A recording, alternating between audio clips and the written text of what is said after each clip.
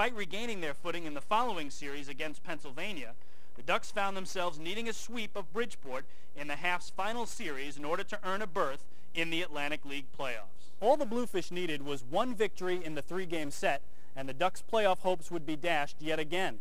And the Ducks would have to do it against their arch rivals on the road in a ballpark in which their playoff dreams died in the last week of the 2000 season. They'd also have to do it in a ballpark where they'd only won 13 times in 37 games coming into the season. You're listening to the soundtrack of the Ducks Championship DVD, 2004 Long Island Ducks, A Season to Remember. Game 1 of the Ducks doubleheader is complete. Game 2 will be coming up shortly. Stay tuned, and thanks for listening to Long Island Ducks baseball exclusively here on liducks.com. We now return you to our trip down memory lane. The three-game series with Bridgeport during the July 10th through the 12th was quite an exciting series, and it was great to have the fans coming over. I mean, there was so many little facets of that particular series that was going into play that not a lot of people, unless you'd been around and been a part of the Long Island Duck organization for a while, would really understand the complexity of it. With that veteran team that we had, you know, we knew that if we just went in and played one game at a time, which is of course very cliche, but yet it's very applicable for the situation. You know, if we win the first couple of games, you know, that we would put the pressure back on them, and that's what we did. The Monday night game, you know, after it being called after the 9 innings, was very frustrating for all of us, both teams in general. I know the feeling after the game of that last night when it was raining. We were in the clubhouse and we were going, this can't happen. I mean, we can't end it like this. We had just come back. I mean, we battled our butts off. And so did Bridgeport. I mean, it was a great series that we played against them. We beat them the first 2 games of the series. It came down to that last game. They had scored a couple runs in the beginning, and we fought back to tie it. And it came down to the 9th inning, and we were playing in the rain the whole game. And when they called the game and took us off the field because of the rain, it was kind of mind-boggling. It was like, what are we doing? We've been playing in this for 9 innings, and all it takes is we finish 9 innings. The next person to score will win. So the Long Island Ducks headed home. The July 12th game was declared a tie, with a new August 9th game rescheduled to be played in its entirety and no playoff spot yet secured. Despite the fact that they had come so far, the Ducks had no closure. The second half would begin on Friday night, but there was still 4 weeks of baseball to play before the first half champion would be declared. Well, so we start the second half of the season. We don't know who the first half champion is, and we're going to play that game 2.5, 3 weeks out. It really kept the tension around here at a certain pitch. Certainly kept all the fans' interest. We started to point our whole season towards one game, and that's sort of good and it's sort of bad. For the fans, it was high drama. For us in our organization, it was high drama. For the ball players, so we were all focused in on that August 9th game. And while the Ducks would have to wait for their chance to play for their first ever playoff spot, they would continue their pursuit of individual and team records that would fall during the magical 2004 season.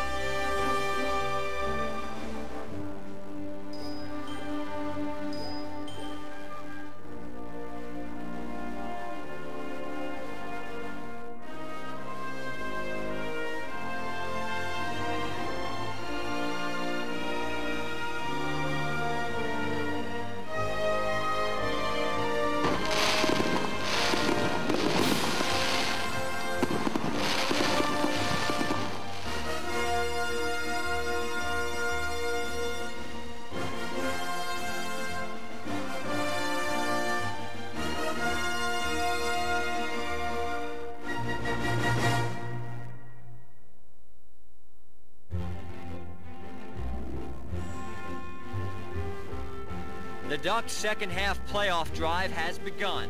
But wait a minute, what about the first half? Good question. Something you've never even heard in baseball. You know, just like, let's put off the first half until a month later.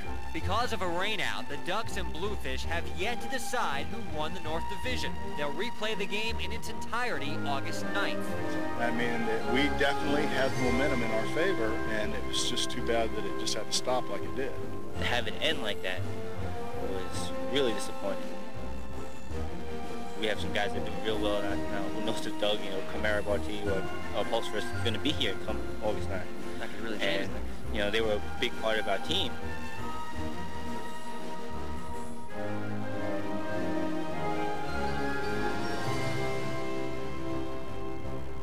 Days and counting till August 9th. You're listening to the soundtrack of the Ducks Championship DVD, 2004 Long Island Ducks, A Season to Remember. Game 1 of the Ducks doubleheader is complete. Game 2 will be coming up shortly. Stay tuned, and thanks for listening to Long Island Ducks baseball exclusively here on liducks.com. We now return you to our trip down memory lane. When August 9th finally arrived, the team and its fans were ready. My guys are ready to go. They're ready to play this game. As I'm sure these guys are too. I mean, it's about the playoffs. I mean, there's a couple reasons why these players are all here in this league.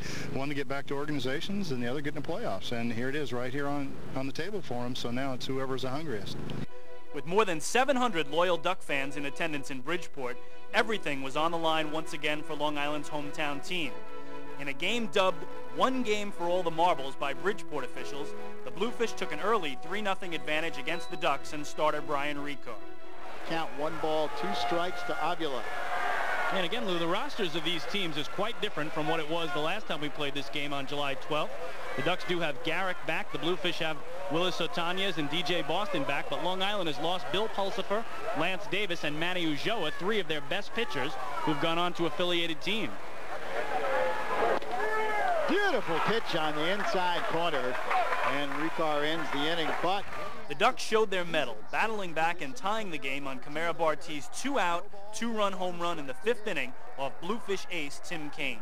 Delivers, swing and a miss, tied him up inside, and Kaine works ahead 0-2. And a chance for Kamara to get some retribution, Lou, as it was Kamara Barty who popped out to second base back in the 3rd inning with the bases loaded and 1 away. So he gets another chance here to at least drive in 1 run if he can bring in Cole Liniak from second.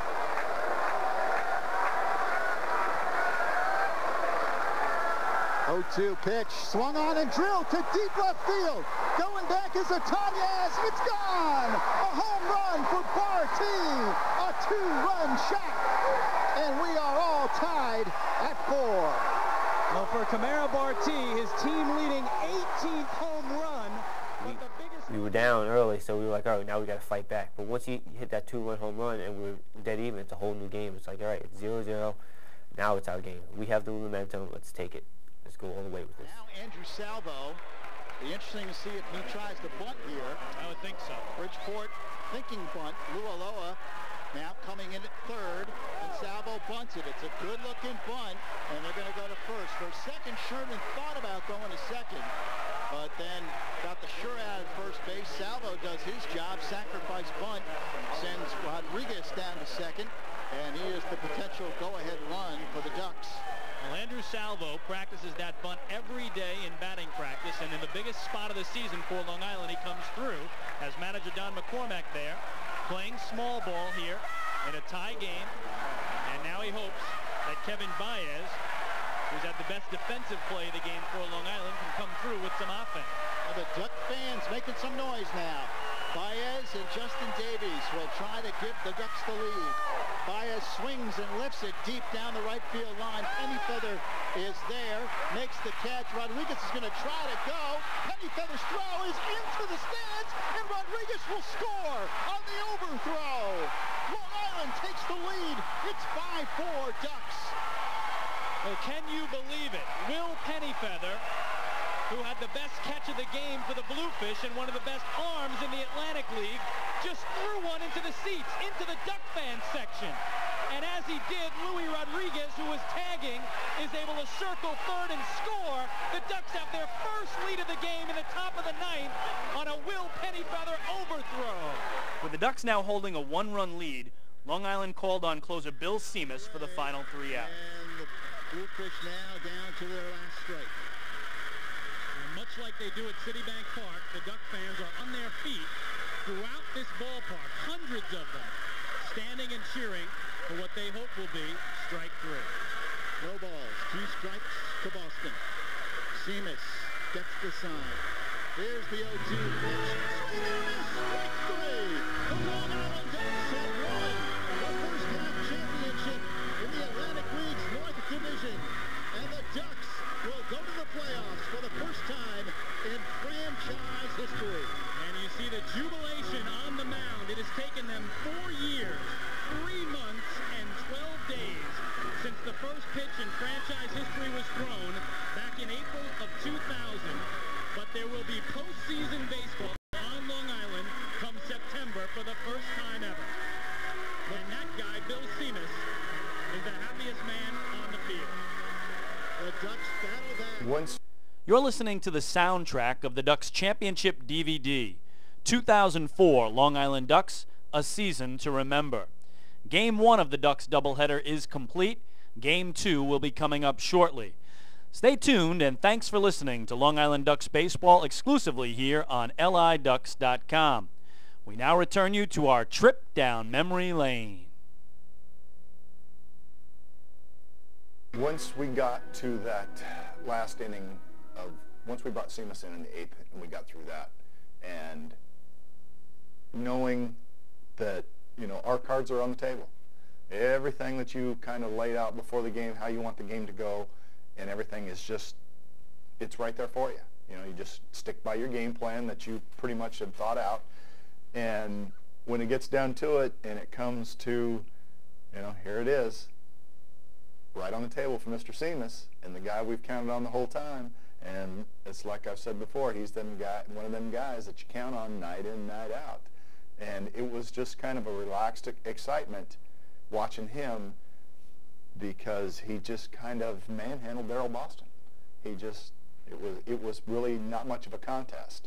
And it was just, after that, it was such a relief, to finally get on the board with that first one, that the three of us, me, Buddy, and Dave, just kind of was embraced, and we let them do their thing on the field, and it was a relief sensation. Following a dizzying post-game celebration, the Ducks returned to the reality of the second half. With 7 of their pitchers now gone and pitching for affiliated teams, the team struggled in the month of August, posting a record of 14-16 with a 5.63 ERA. With the key pitchers now departed, it was clear the Ducks' playoff hopes would depend on a promise made by a group of pitchers all the way back in spring training known as the Band: Bill Seamus, Bill Pulsifer, Matt Beach, and Lance Davis. Those guys, upon leaving, vowed to us that if they didn't get called up to the big leagues, they'd come back, and the rest is history. Those people came back, and we played 7 consecutive one-run games. Well, those at the end of the first half, prior to us having to reschedule the August 9th game, I remember being in the dugout and talking with Pointer about, and this is a guy that's won a World Series at the Major League level, and we both had the same feeling of playoff baseball. Doesn't matter where you're at, Little League or on up, it's just a special feeling, and that's the real reason that baseball players, true baseball players, play, and that's to have a chance to win a championship. Not for the money, not for the fame, not for anything like that. It's just to go out and compete at the highest level of your league, wherever it be, and you to be the top of it. It's really a special thing, winning a championship. And there's plenty of guys that play their whole careers and don't even make playoffs, let alone win a championship at any level. So it's really a special thing. And when a group of guys gets together and accomplishes something, it's camaraderie. It's a very special thing. On September 14th, the leader of the Band, lefty Bill Pulsifer, was the first to make good on his promise to return. Within 5 days, Seamus, Beach, and Davis followed suit, and Long Island's once awe-inspiring pitching staff was back at full strength just in time for the team's first ever playoff appearance. The first playoff game in franchise history was on the road on Tuesday, September 21st, 2004 at historic Holman Stadium in Nashua, New Hampshire. The Nashua Pride held a 10-8 advantage over the Long Island Ducks in the regular season, and they featured an explosive offense led by former Major League All-Star Dante Bichette. Despite rallying late in the game, the Ducks fell 3-2, and their playoff hopes were in danger just one game into the best-of-3 series. Yeah, you'd like to, you'd like to win that first game, but we were coming back home, so I thought it was a great game, and up there we just didn't, we didn't make our move late in the game like we normally do, and then you come back here and you have all this enthusiasm. You have this 4 years of frustration, which is more in-house than it is the new players that came in. They had nothing to do with being defeated. There are a couple guys here, Justin Davies and Doug Jennings, who had gone through all these close losses for all these years, and then you have the fans who had gone through that. You're listening to the soundtrack of the Ducks Championship DVD, 2004 Long Island Ducks, A Season to Remember. Game 1 of the Ducks doubleheader is complete. Game 2 will be coming up shortly. Stay tuned, and thanks for listening to Long Island Ducks baseball exclusively here on LIDucks.com. We now return you to our trip down memory lane. After dropping Game 1 of the Atlantic League North Division playoffs in Nashua, the Ducks returned home to a raucous Citibank Park for the first home playoff game in franchise history. The sellout crowd had waited 5 years for this night to arrive. 6,322 strong and armed with thundersticks was in full throat as Bill Pulsifer headed out to the mound. The first playoff game here at Citibank Park was obviously very personal to me and very special for me. And I've been to Super Bowls, and I've been to Final Four in college basketball games, and been to a tremendous amount of, played in a few championship games myself. But this was, from the time I walked from my office to my seat, it was like I was in the game, and so were 6,000 other people. This was an electric night for the fans and for our whole organization. I mean, it really felt like I had to put my chin strap on, actually, and get ready to play. Almost had that football game feeling to it, not a baseball game. So it wasn't lost on anyone in the house that night how important this game was, and that we were really ready to play that baseball game. After Pulsifer exited with a 1-run lead in the 7th inning, relievers Jordan Zimmerman and Joe Cotton got the game to the 8th inning for Bill Seamus, who slammed the door shut on the Nashua Pride with a 6-out save. With a 3-2 victory of their own, the Ducks were headed to the decisive Game 3, with Lance Davis headed to the hill. Davis was dazzling in Game 3, tossing 7 2/3 innings of shutout ball before giving way to Joe Cotton, who closed out the 8th inning. And while Davis was brilliant, his counterpart on Nashua, former Duck Denny Harriger, was equal to the task, leaving Long Island clinging to a 1-0 lead going into the final inning of play. Interesting, we're going against Denny Harriger, who we had let go, and we always thought with Denny, if you can get him early, you're going to get him big. And we got him a little bit early, but then he settled down and pitched a great game. He really pitched a great game, and I was just amazed at the pitches he was throwing where he wanted to. But we just had better pitching that day. We had Lance Davis and we had Bill Seamus, and they didn't. After Seamus closed out the Pride in the 9th, the Ducks had clinched the North Division title and were headed to the Atlantic League's championship round. The post-game celebration was subdued as the players in the clubhouse knew there was still one more mountain to climb. The Ducks would battle the Camden River Sharks in a best-of-5 Atlantic League Championship Series starting Friday night, September the 24th at Citibank Park in Central Islip. Game 1 of the Atlantic League Championship Series was a high-scoring affair, with Long Island leading 10-6 in the top of the 9th inning and the bases loaded. Manager Don McCormick turned to Joe Cotton to get the game's final 2 outs. For once, Long Island's bullpen didn't respond, as former Montreal Expo Chris Widger stepped to the plate and hit a grand slam home run to tie the game at 10. In extra innings, it was Justin Davies who took center stage and played the hero. The original Duck, who had amassed over 500 games in a Long Island uniform, was now in position to register his first game-winning playoff hit. Facing Camden's Evan Thomas with Jason Johnson on third and 2 outs, Davies lined the shot to right field with 2 strikes to deliver an 11-inning, 4-hour and 22-minute Ducks win and a 1-0 series advantage heading into Saturday night's Game 2. We were on Game 1 of the championship series. The game's tied. I think it was in the 11th inning or 12th inning. I know it was extra innings, and then I came up with 2 outs facing Evan Thomas, who just recently came back from winning a championship with Buffalo in AAA. 2 down and ran on, I think he was on third. And he got 2 quick strikes against me. And I'm saying, all right, I know that he's going to try and end up throwing a curveball real low inside, and because he had a really good curveball and trying to throw it low and into the lefty, trying to get me trying to ground out somewhere. So I just kind of relaxed, took a deep breath, and just tried to put the bat on the ball and let something happen. I wasn't really aiming for the hole, to hit the ball between first and second. I just saw the ball, I saw the break, stayed with it, put the bat on the ball. And once I saw that ball go to the infield, it was just a shot of adrenaline just went right through me. I can't believe I did. I just hit the base when it hit. But I mean, it's a tribute to my teammates, because guys had to get on base, guys had to put me in that situation. We had to fight. We had to score 11 runs in the first place in order to get there. You're listening to the soundtrack of the Ducks Championship DVD, 2004 Long Island Ducks, A Season to Remember. Game 1 of the Ducks doubleheader is complete. Game 2 will be coming up shortly.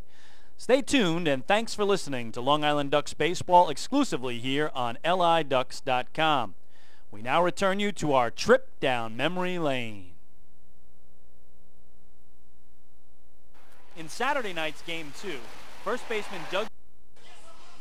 Well, welcome back live to Bethpage Ballpark in Central Islip, New York. This is Chris King, just about set for Game 2 of our doubleheader tonight between the Long Island Ducks and the Road Warriors. Ducks taking the opener in dramatic fashion 4-1, and they have won the first 2 of 3 against the Road Warriors, so the Ducks going for their first sweep of a series here in the second game of our twin bill. The starting lineups first for the visiting Road Warriors. Ozzie Martinez will lead it off at short. Melvin Rodriguez, the 2-man at second. Gustavo Pierre bats third and plays third. And in right field swinging cleanup is Jorge Fernandez. The DH is Edwin Gomez. He'll bat fifth. Hitting sixth, Geraldo Valentin at first. Batting seventh, the catcher Chris Rivera. Hitting eighth, the left fielder Alfredo Silverio. And batting ninth, the center fielder Anthony Ray. All that in support of the left-hander Brandon Vargas, who makes his Road Warriors debut. We'll get to the Ducks lineup when they come up to the plate in the last half of the first, as we are just about set for baseball action tonight. And again, making his home debut on the hill tonight for Long Island is the 26-year-old left-hander from Poway, California, 6'6", 240-pound Bennett Parry. Again, first year with the Ducks, first year in the Atlantic League, 8th year of pro ball for Parry, who has pitched twice on the road, but pitches for the first time here at the Duck Pond as a member of the flock. So again, the Ducks took the opener of this 3-game series 3-2 on Tuesday night. Last night's game was rained out, made up as part of a doubleheader tonight. The Ducks again trailed 1-0, and we're having a perfect game thrown at them into the bottom of the 6th inning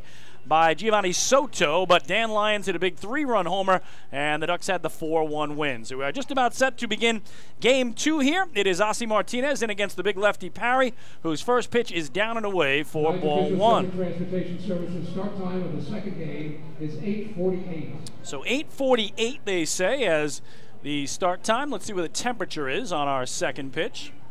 And that well hit to left field. Lou Ford going back at the wall, looking up, and that clears both walls in left. A monstrous solo home run for Ozzie Martinez. That is his second of the season, and one batter in, the Road Warriors have a 1-0 lead. What a clout by Martinez, a rude homecoming for Bennett Parry. And again, his first home game as a Duck. Ducks are down early here, 1-0. So 63 degrees was what we finally got to on the second pitch of the game. Martinez goes yard. And again, a no-doubter. Lou Ford gave it a look, but actually went right over the zoom drain sign there and left and cleared both walls. So here's Melvin Rodriguez, the second baseman and 2-man from the left. He takes a strike, according to home plate umpire Silvio Martinez. He's joined by Joe Iglio at first and Jorge Terran around at third.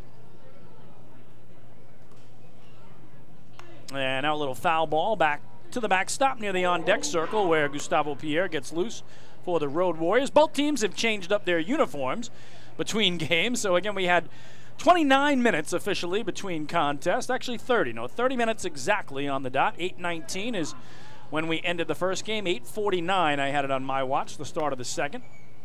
So half-hour break was right on the money. And the Road Warriors come out swinging as Ossie Martinez has just his second home run of the season. Former major leaguer with the Marlins in 2010 and 2011. Here, Rodriguez can't catch up to that one from Parry, who fooled him with the off-speed. And first strikeout of the night for Parry, one away. So bring up the aforementioned Gustavo Pierre. Third baseman, number 17, Gustavo Pierre, number 17. Pierre, the third baseman and three-man from the right side. And he goes after the first pitch from Parry, but comes up empty, 0-1.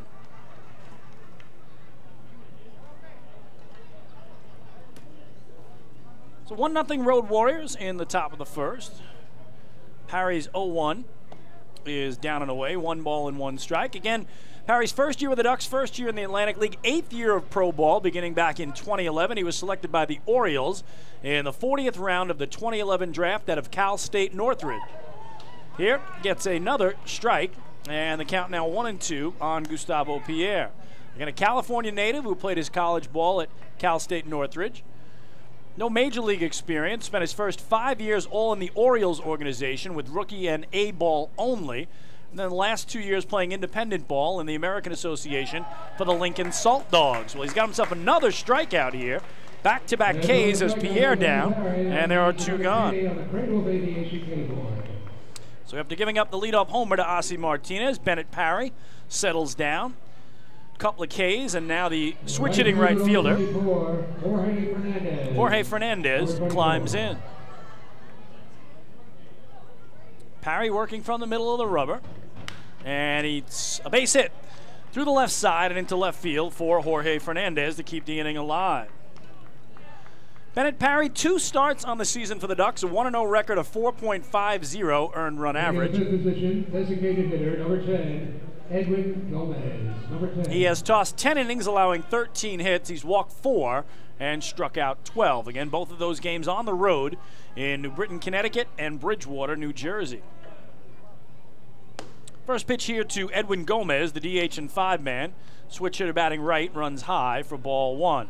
So Fernandez held on at first by David Washington for the flock. 1-0. Swung through here to even things up. It's Jordani Valdespin playing second, Dan Lyons at short, Alex Soleil at third. Lou Ford's in left, Emilio Bonifacio in center, Robert Garcia in right, Wilkin Castillo doing the catching, and again southpaw Bennett Parry on the hill. The runner goes, the pitch is fouled straight back, and the count 1-2 now to Gomez. So Kevin Baez putting in every player that sat out the first game here in the second.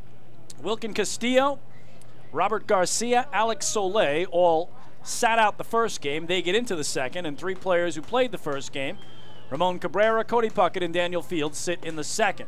Here just missing inside is Parry. Thought he had strike 3, instead ball 2, and the count even at 2-2.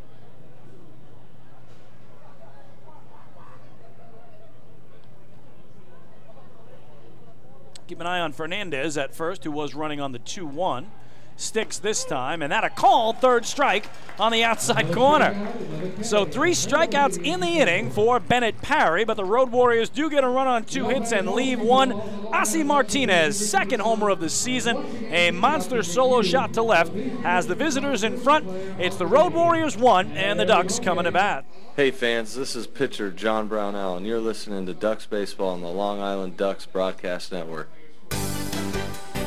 Sayville Ford, Long Island's Ford giant, has been family-owned and operated for over 60 years. Stop by today to check out their giant selection of new and pre-owned vehicles at their state-of-the-art showroom featuring enclosed service drives and a luxurious customer lounge. Get giant savings on hundreds of new and used vehicles in stock.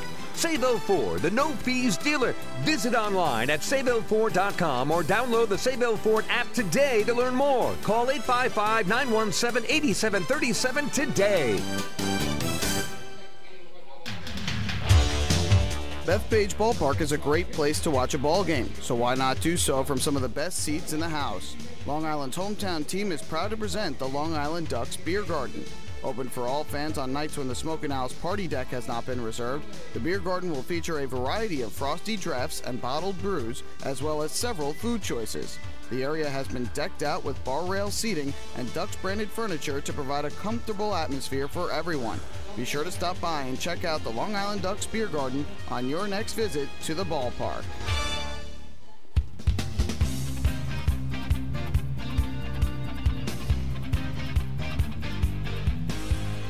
Well, your starting lineup for the Long Island Ducks, Jordani Valdespin leads it off at second. Emilio Bonifacio in center hits second. Travis Snyder will DH and bat third. And Lou Ford, the cleanup man, in left. David Washington at first base hits fifth. Wilkin Castillo will catch and bat sixth. Dan Lyons, who had a huge three-run homer his first of the year to win Game 1, bats seventh and plays short. Alex Soleil, the third baseman, swings eighth. Robert Garcia in right hits ninth. And again, Bennett Parry on the hill for Long Island in his home debut. And in his Road Warriors debut on the hill for the visitors is the 27-year-old left-hander from Owasso, Oklahoma, 5'7", 173-pound Brandon Vargas. First year with the Road Warriors, first year in the Atlantic League, fifth year of pro ball, never drafted or signed by a major league organization, so independent ball only in the career of young Vargas. And he certainly looks diminutive there on the hill, listed at 5'7".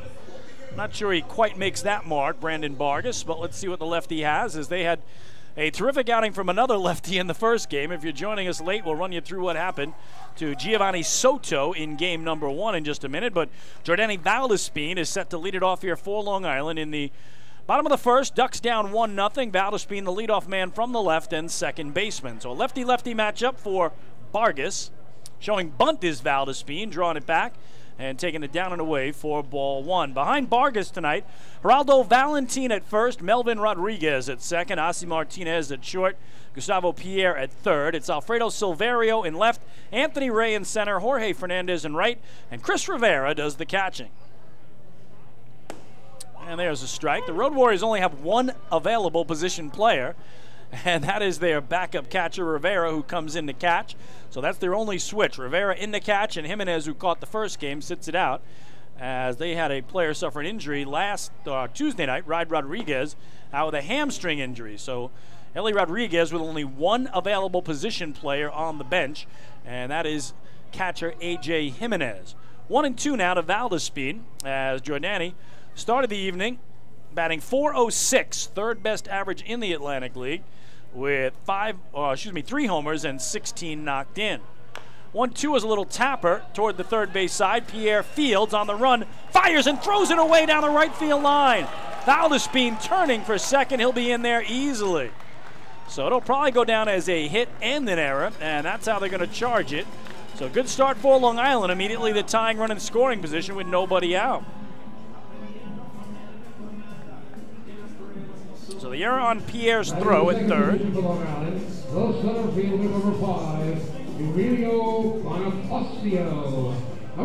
So Valdespin, who had his 4-game hitting streak come to an end as he was blanked in the opener, right back on track. And here's Emilio Bonifacio, the switch-hitting center fielder in 2-man, in from the right against the lefty Vargas. And there's a strike. Again, if you're joining us late, Giovanni Soto for the Road Warriors in Game 1 was perfect through 5 innings. 15 up and 15 down to begin the game before Daniel Fields led off the 6th with a single. And remember, that's perfect through 5 innings in what was scheduled to be a 7-inning game. So he was 6 outs away from the first perfect game in Atlantic League history. But the Ducks blew it open in the 6th inning with 4 runs on 4 hits, including a 3-run homer by by Dan Lyons. 1-1 on Bonifacio, and he takes away. Emilio was able to extend his on-base streak to 8 games in the opener, all 8 that he's played for Long Island. Although he went 0 for 2 and scored a run, the only time he got aboard, he was hit by a pitch.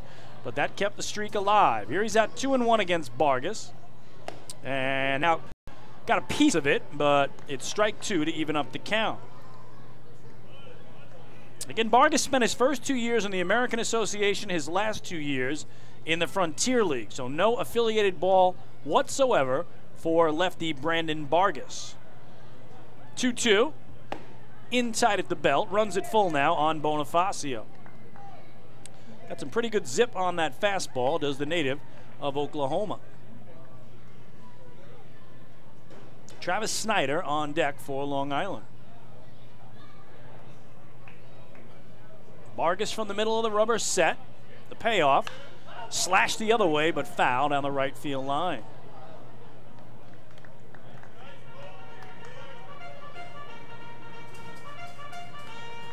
So again, the Road Warriors suffer that tough loss in the opener. They have dropped 8 straight games. The Ducks have won 2 straight and 3 of their last 4. Long Island going for their first sweep of a series in 2018. Another 3-2, and that lifted foul out of play down the right field line. We'll do it again.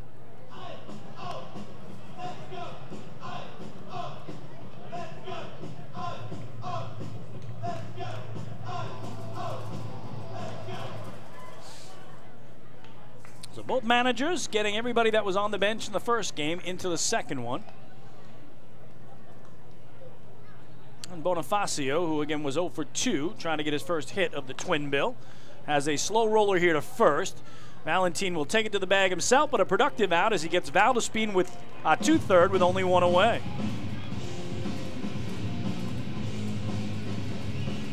Designated hitter, number 23, Travis Snyder, number 23. So tying run at third with 1 out, and now a fly ball deep enough could tie it for Long Island here, trailing 1-0 as they bat in the home first. Travis Snyder DHing this game and batting third from the left side. So lefty-lefty for Vargas. His first pitch, cut through, belt high, nice offering, 0-1. Snyder started the evening batting .209. Went 0 for 3 in the opener with a pair of strikeouts. And he's now third in the Atlantic League in striking out. He's got 23 Ks on his ledger. No, not what you want as a hitter. You love it as a pitcher, but not as a hitter. Here tags this one to left center, and that will get down for a base hit. Valdespin will score from third. It's an RBI single for Travis Snyder, and the Ducks have tied this game at 1 in the bottom of the first.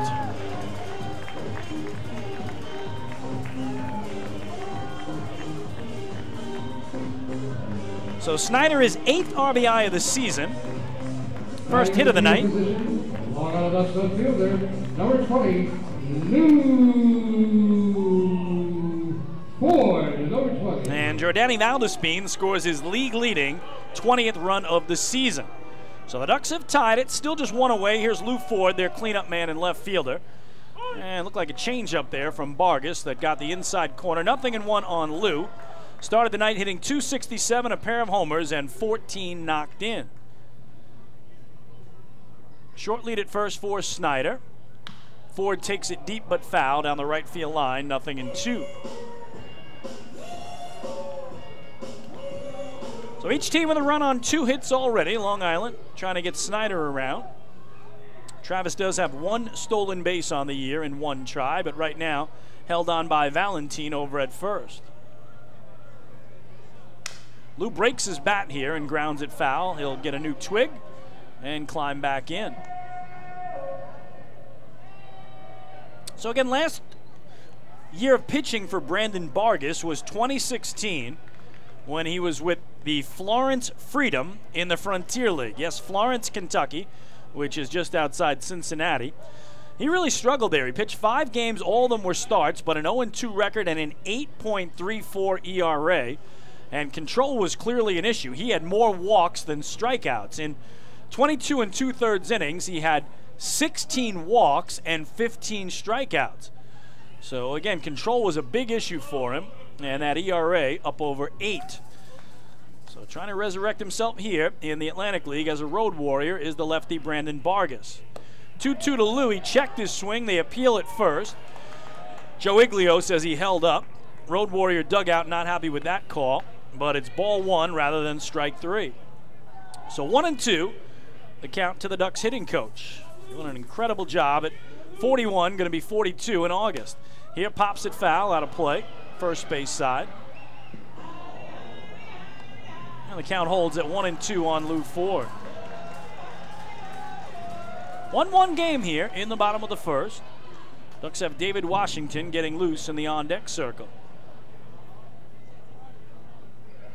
1-2. Fisted foul back to the netting, and Lou in a battle here early on with the young left-hander. So we talk about the Road Warriors having lost 8 straight games now. But against the Long Island Ducks, they have dropped their last 16 straight contests here on this field. Now a 16-game losing streak. 1-2 to Lou is ripped over the head of the leaping shortstop, Ossie Martinez, and into left center. Stopping at second is Travis Snyder. And the Ducks have first and second, one away for David Washington. Long Island Ducks first baseman number 30, David Washington. In fans, did you know you can join Planet Fitness for as low as $10 a month? Visit planetfitness.com to find your nearest club and to learn more. So David Washington will give it a crack. Started the night batting .254, 5 homers tied for the league lead, and 15 runs batted in.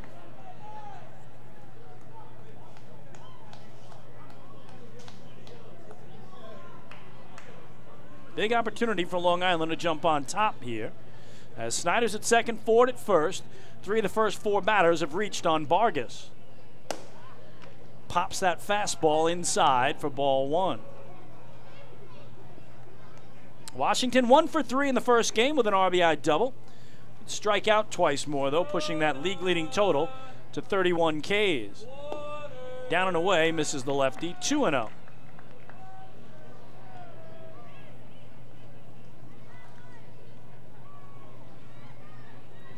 Vargas a long stare into Chris Rivera, again the backup catcher in this game. Up and in for ball 3, so I think the Ducks will certainly try to run on Rivera, who on the Road Warriors roster is listed actually as an infielder. But here they need to give Jimenez, their everyday catcher, a night off after 7-inning opening game. The 3-0 is taken all the way, ball 4. So that's the first Ducks walk tonight, brought to you by City MD Urgent Care. There are over 15 City MD locations across Long Island. Need a doctor? Just walk in. And that's one of the incredible numbers of our opening game tonight between these two teams. There was only 1 walk issued in that game, and that was the Road Warriors intentionally walking Lou Ford. So only 1 walk, it was intentional, and here the catcher, Chris Rivera, going to go out to talk to Brandon Vargas now with the bases loaded and 1 away. Our home plate umpire, Silvio Martinez, indicating they were talking signs, so that is not a charged timeout, of which you are allowed 3 in Atlantic League play. So Snyder went to third, Ford to second. Washington takes first, and here's Wilkin Castillo, the switch-hitting catcher and 6-man in from the right. Wilkin did not play the first game, as instead it was Ramon Cabrera making his Ducks debut. Vargas, 5 straight balls now with no place to put him. It's 1-0.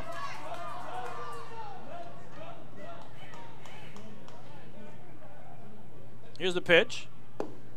Inside, 6 straight balls, 2-0. So I wonder if Wilkin Castillo is going to swing it all until he sees a strike. He's batting .302 on the year, 2 homers, 8 runs batted in.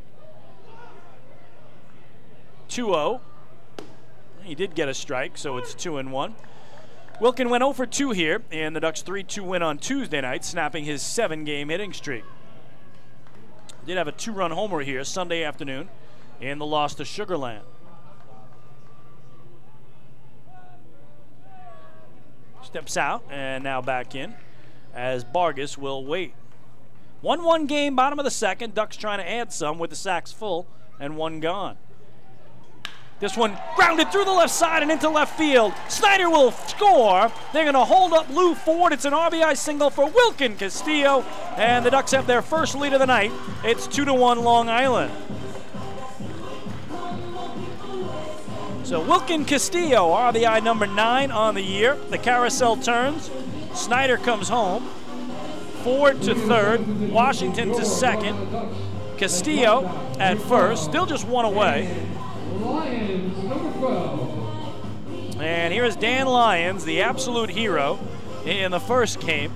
A 3-run homer in the bottom of the 6th inning with the Ducks trailing 1-0. Gave him a 3-1 lead on their way to the 4-1 victory, his first long ball of the season. So does he have another in him with the bases loaded? We will see. It's a 2-1 game in favor of the home team. Still just one out. So Vargas, roughly welcome to the Atlantic League by Long Island thus far. Change-up strike on the outer edge. I guess he was thinking Danny was sitting fastball here with possibility of him laying one in there and Dan trying to do his thing. 0-1. In the air to right center field. That's going to get down for a base hit. Ford will score. Washington will score. It's a 2-run single for Dan Lyons, and Long Island has a 4-1 lead here in the last of the first.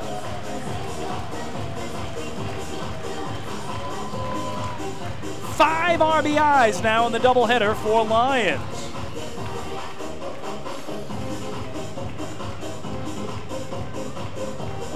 Batting in the 8th position, third baseman number 6, Alex Soleil, number 6. So 8th man to hit in the inning with still only one out will be Alex Soleil, the third baseman from the left side. Ducks have Castillo at third, Lyons at first, and Soleil trying to add to what already is a 4-hit, 4-run first. Up high, misses Vargas, ball 1. Soleil sat out the opener and did not play Tuesday night, so his first appearance of the series. Batting .250, no homers, 3 runs batted in. What a start for the flock, and the fans are getting into it, as you can hear.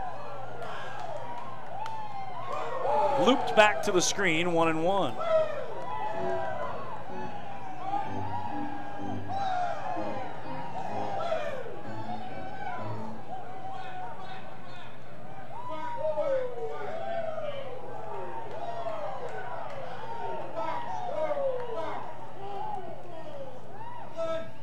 One to follow.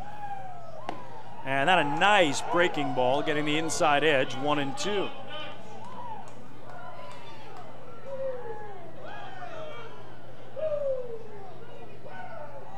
Vargas already at 34 pitches thrown. He's only recorded 1 out. Soleil couldn't catch up to the fastball there, so there's the first strikeout of the night for the left-hander. And out number 2 here in the last of the first.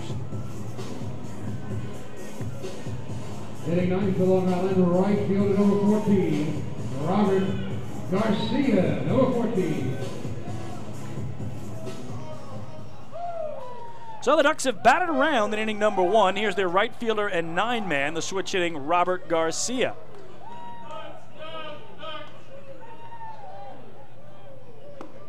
He takes inside, ball 1. Garcia also making his first appearance of the series. A 156 hitter with a homer and 6 runs batted in. Ducks still with runners at the corners, but now 2 down, leading 4-1 here in the first inning. Broken bat roller to the left side. The third baseman, Pierre, sidearms across, and the side retired. But not before the Ducks send 9 men to the plate. They score 4 runs on 4 hits, make it 5 hits, and leave a pair. We go to the second in CI. It's the Long Island Ducks 4 and the Road Warriors 1. Hey fans, this is shortstop Dan Lyons, and you're listening to Ducks Baseball on the Long Island Ducks Broadcast Network. We asked people across Long Island, what does energy efficiency mean to you? Energy efficiency? It means finding ways to save a few dollars on my electric bill each month. PSEG Long Island is introducing smart technologies that let you control just how much energy you use. To me, it really is important to keep Long Island green, so future generations can enjoy our island's beauty. And we're partnering on renewable sources that will keep Long Island sustainable for generations. Discover all of our energy efficiency programs at pseglyny.com/efficiency. Take your group out to the ball game this season and enjoy all the fun of Ducks baseball at discounted prices with the picnic area, luxury suites, the Smokin' Owl's party deck, and so much more. Bringing your group to the game will be an unforgettable experience. The Ducks even offer opportunities to sing the national anthem, serve as the Ridgewood Savings Bank color guard, be the Nicolak Dream Team, put on a pregame performance, or shag fly balls during Ducks batting practice. To book your outing today, call 631-940-3825 and ask for the group sales department. Long Island Ducks Baseball. Good times every time.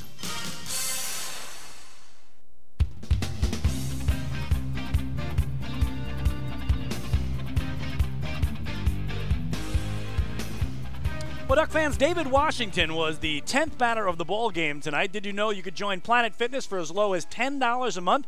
Visit planetfitness.com today to find your nearest club and learn more.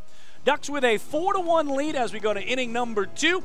And fans, every walk by a Ducks batter this season is presented by City MD Urgent Care. There are over 15 City MD locations across Long Island offering the comprehensive quality care you need the moment you need it. City MD Urgent Care, need a doctor, just walk in. So Bennett Parry, the lefty in his home debut, has been staked to a 4-1 lead as the Ducks had 4 runs on 5 hits and a walk in their half of the first.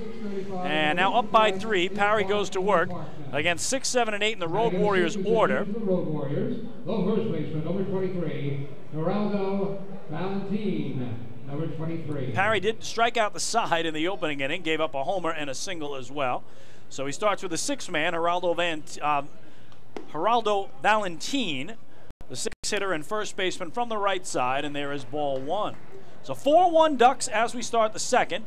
And that's the final score. The Ducks won the opening game of the doubleheader by 4-1. This one also a 7-inning contest. Appeal to first here where Joe Iglio says he could not hold up. So it's a strike against Valentin and a 1-1 count.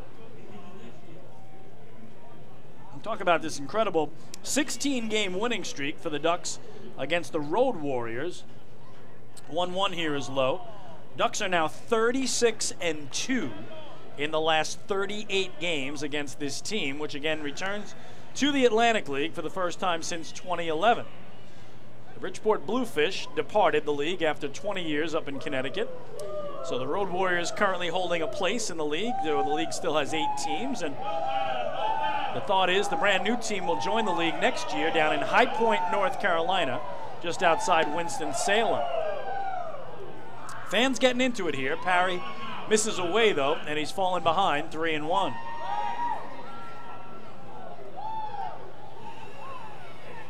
This one skied down the left field line in foul territory. Alex Soleil, the third baseman on the warning track, stays with it for the grab and the first out.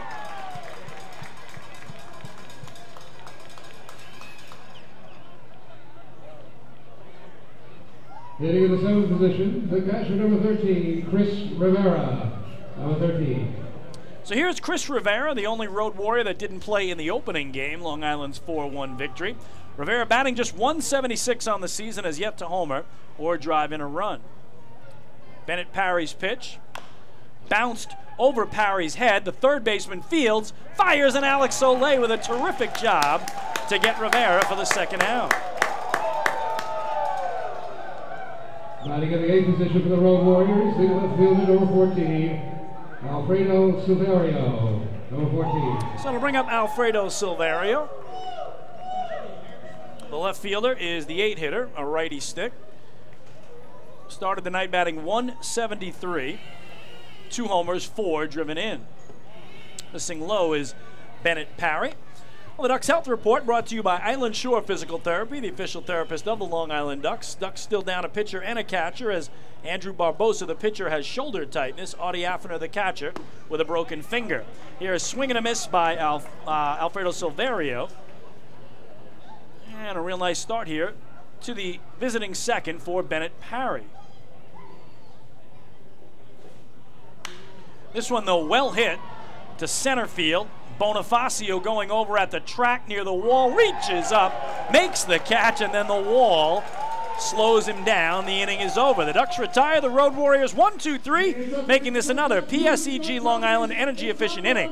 With energy efficiency programs from PSEG Long Island, saving on your electric bills is also as easy as 1-2-3. Visit pseglyny.com/save money. It's just one more way PSEG Long Island is making things work for you. We go to the bottom of the second on Long Island. The Ducks have a 4-1 lead over the Road Warriors. Hey fans, this is pitcher Dennis O'Grady, and you're listening to Ducks Baseball on the Long Island Ducks Broadcast Network. We asked people across Long Island, what does energy efficiency mean to you? Energy efficiency? It means finding ways to save a few dollars on my electric bill each month. PSEG Long Island is introducing smart technologies that let you control just how much energy you use. To me, it really is important to keep Long Island green, so future generations can enjoy our island's beauty. And we're partnering on renewable sources that will keep Long Island sustainable for generations. Discover all of our energy efficiency programs at pseglyny.com/efficiency. Can't get enough of the Long Island Ducks? Well, now you can get even more inside info on your favorite hometown team through Facebook and Twitter. The Ducks are constantly updating fans through social media with scores, transactions, ballpark promotions, and much more. You can even win great prizes. All you'll need to do is make a free account on Facebook and Twitter, and then visit us at facebook.com/LIDucks and twitter.com/LIDucks. Think you're Long Island's biggest Ducks fan? Get connected now.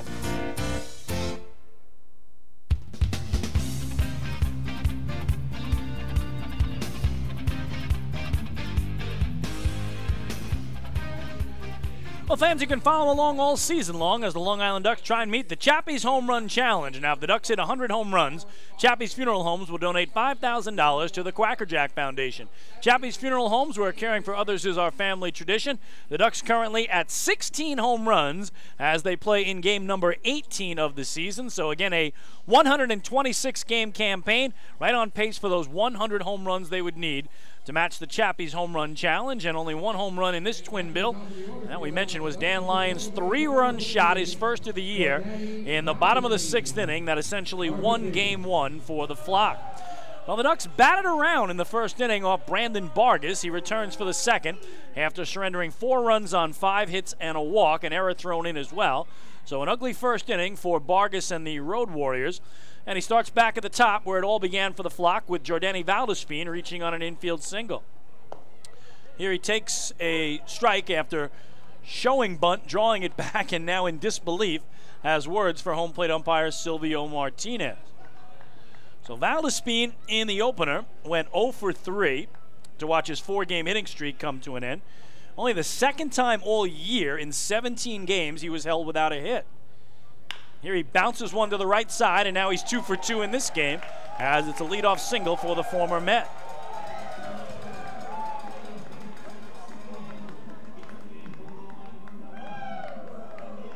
Ducks center fielder number 5, Emilio Bonifacio, number 5.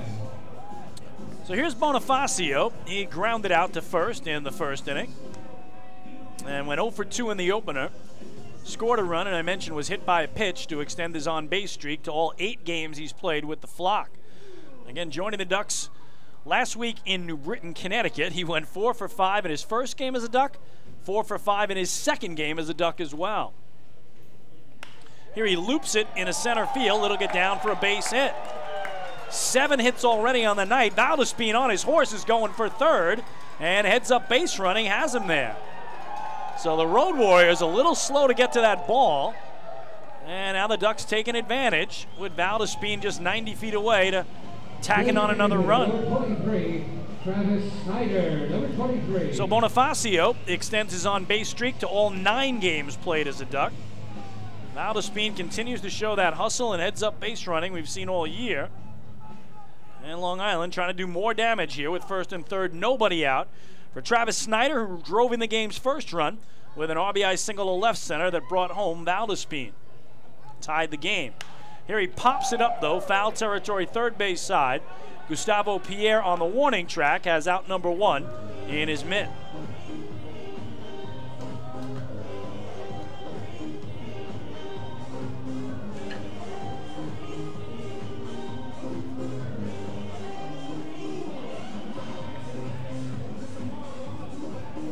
Batting forward out in the left fielder, number 20, Lou Ford. Number 20. Well, great job as always by Bob O'Tone, the Bullet PA announcer, extending that Lou that the fans always copy as well. And here is Lou, singled and scored in the 4-run first. up high, misses Vargas. It's ball one. 4-1 Ducks in the bottom of the second. They have Valdespin at third, Bonifacio at first, who's got 2 steals in 2 tries, including one here Tuesday night. Wouldn't be surprised if the Ducks run him just to see if the backup catcher, again Chris Rivera, would throw down to second with the threat of Jordani Valdespin charging home from third if he does. A lot of options here for Kevin Baez. He does go. The 1-0 is in the dirt. The throw down, not in time. Valdespin surprisingly stayed at third, but Bonifacio has his 3rd stolen base of the year and 2nd of this series. I really thought Rivera was going to fake the throw down there just to see if Valdespin would go from third. But now again, these 2 battery mates working together for the first time as Road Warriors have to get straight on signals, where a base hit could make it a 6-1 game already. And home plate umpire Silvio Martinez indicating with that safe sign that they're just talking signs. They're getting their signals straight. But it has been a rough start to a Road Warrior career so far for the left-hander Brandon Vargas. Misses in, it's 3-0. Looming in the on-deck circle is big David Washington. And now I think they've seen enough. They're going to put Lou Ford aboard on an intentional walk. So another walk brought to you by City MD Urgent Care. There are over 15 City MD locations across Long Island. Need a doctor, just walk in. So they decide they would rather set up lefty-lefty here than deal to the righty Lou Ford. The former MVP in the Atlantic League is Ford. But David Washington, again coming off a 30-homer season in affiliated ball, tied for the league lead here with 5, swings with the bases full, and pops it up foul out of play down the left field line, 0-1. Washington had a nice run-scoring double in the opening game that tacked on the final run in the 4-1 victory. So again, the Ducks had a 4-run 6th inning to win that game. They have a 4-run 1st inning here and are looking for more here in the 2nd with 3 Ducks on the pond and only 1 away.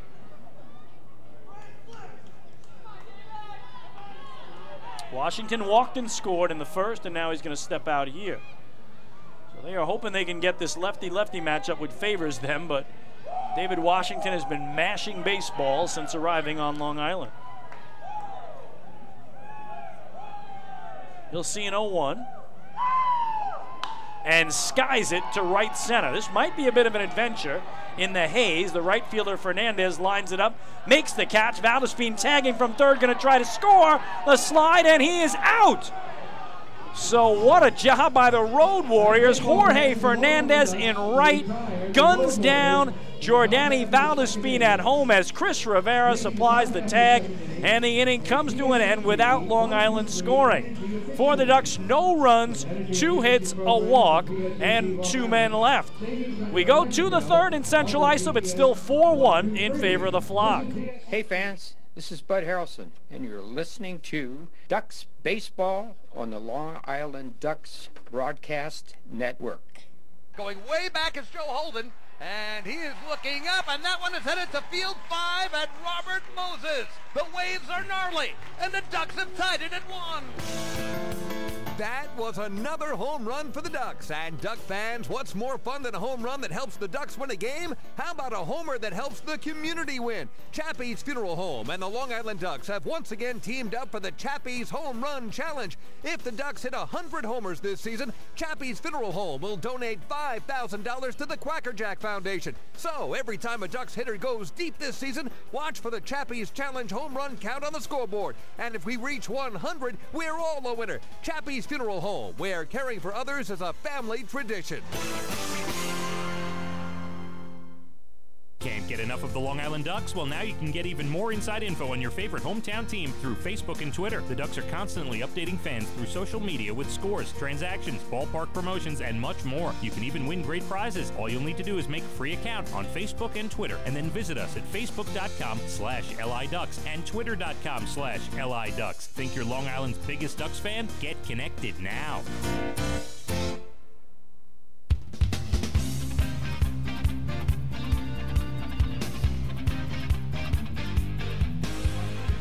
Well, we go to inning number 3 in a game that's scheduled for 7 frames. Ducks have a 4-1 lead. We check in on the out-of-town scoreboard. And in progress in New Britain, Connecticut, the Lancaster Barnstormers have an 8-3 lead over the Bees in the bottom of the 8th. Barnstormers trying to sweep the 3-game series and make it a 7-game winning streak as Lancaster swept the doubleheader matinee yesterday in Connecticut, and in the process leapfrogged the Sugarland Skeeters into the top spot in the Freedom Division. So the red-hot Barnstormers looking to make it 7 straight wins with a 5-run lead in the 8th inning up in Connecticut. And we'll get you those other scores in just a moment as the only man who's yet to bat in the game stands in. It's Anthony Ray, the center fielder and 9-man for the Road Warriors. First pitch swinging, a 1-hopper to Valdespine at second, and 1 pitch and 1 out for lefty Bennett Parry. Down in Sugarland, Texas, it's Game 4 of a 7-game series. The Blue Crabs with a 6-4 lead over the Skeeters in the bottom of the 4th. Sugarland has won 2 of the first 3. And again, the Ducks are chasing the Somerset Patriots. Patriots atop the Liberty Division. Ducks started the night 2 back. Long Island won the opener of this doubleheader 4-1, so they're now 1.5 out, and they'll be in Somerset County, New Jersey tomorrow, Saturday, and Sunday in a huge early series against what has to be their biggest rival these days after the departure again of the Bluefish, the Somerset Patriots. Here's Ozzie Martinez. He hit the second pitch of the game that Bennett Parry threw for a monstrous solo homer over the wall in left. His second home run of the year. It actually cleared both walls. So now 2 balls against Martinez as Parry's going to be awful careful with him after seeing that power. Inside strike, though, nicely placed, then it's 2-1. So that's your Atlantic League scoreboard. Mets and Yankees both off tonight. Again, the Yankees have played only 6 innings of baseball in the last 4 days due to days off and rainouts. Nice changeup by Parry. Gets the outside edge here to even things up at 2-2. Yanks will be in Kansas City for the next 3 nights and days, taking on the Royals. Mets also off. As I mentioned, they welcome in the Diamondbacks. Arizona in Flushing the next 3 days. And here a swing and a miss by Martinez. So make it 4 strikeouts for Parry and quickly 2 away.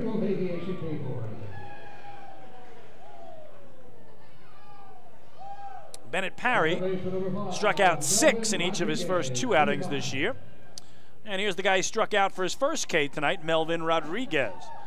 So Parry has quickly retired 6 in a row since the Fernandez single back in the opening inning. And here that breaking ball is a strike. Bennett last pitched Thursday in New Britain, picked up his first win as a Duck in the 3-1 victory. He was awesome through 5 innings of 5-hit, 1-run ball, 3 walks, 6 Ks. Runs it high here. And he mentioned tonight is his home debut. His only other game was in Bridgewater, New Jersey against the Patriots. He took a no decision in a 6-5 loss May 3rd. 1-1. Skied here on the infield, back behind home plate. The catcher Castillo near his dugout. Running catch and then right down the stairs. Oh, he might as well just stay there. Wilkin Castillo doesn't want to show the umpire that he caught the ball, but he could have just stayed there, right? It's like when those guys get the winning touchdown and just keep running right into the locker room. Well, it's another 1-2-3 inning for Bennett Parry and Long Island. We go to the bottom of the 3rd at the Duck Pond. The Flock have a 4-1 lead over the Road Warriors. Hey fans, this is manager Kevin Baez, and you're listening to Ducks Baseball on Long Island Ducks Broadcast Network. Oh, I love it. The color of my new Nicolot patio is so vibrant. It's unlike anything I've ever seen. You're welcome. I'm just going to go finish that Nicolot walkway now. Make your pavers vivid Nicolot pavers. The best looking, most vibrant pavers with the most 3-color blends in the industry. Featuring Nicolot's exclusive paver shield and color blending technology. With color throughout and guaranteed not to fade. Live life in color with Nicolot. Visit Nicolot.com. Pave your way. Have your birthday at the ballpark this season and celebrate with the Flock. Kona Ice birthday party packages with the Long Island Ducks are now available. Each package includes 10 box seats, a commemorative birthday t-shirt and autographed baseball, refreshments including hot dogs, chips, cupcakes, frozen ice treats, and so much more. Best of all, the birthday child will stand on the dugout while the entire crowd sings happy birthday. Reserve your party today by calling the group sales department at 631-940-3825. Kona Ice birthday parties with the Long Island Ducks, a once-in-a-lifetime experience.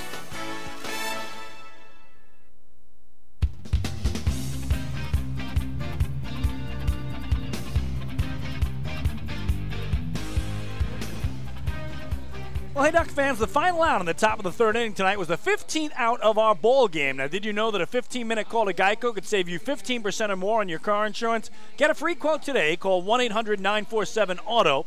That's 1-800-947-AUTO, or visit geico.com. We head to the bottom of the third. Ducks with a 4-1 lead. Could have been a lot bigger lead, but the Ducks loaded the bases with one out in the second inning.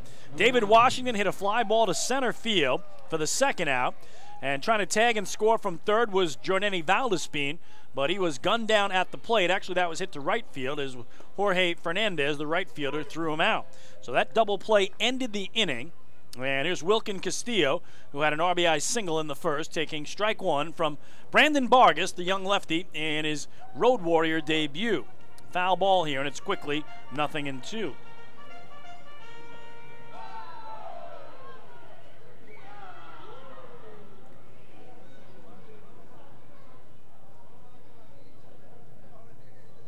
Oh, 2. Little tapper foul back behind home plate. So Castillo holds at 0-2. Wilkin Castillo, 22 games of Major League experience with the Reds in 2008, 2009. He was born in the Dominican Republic, but the Bronx, New York is his home. 0-2.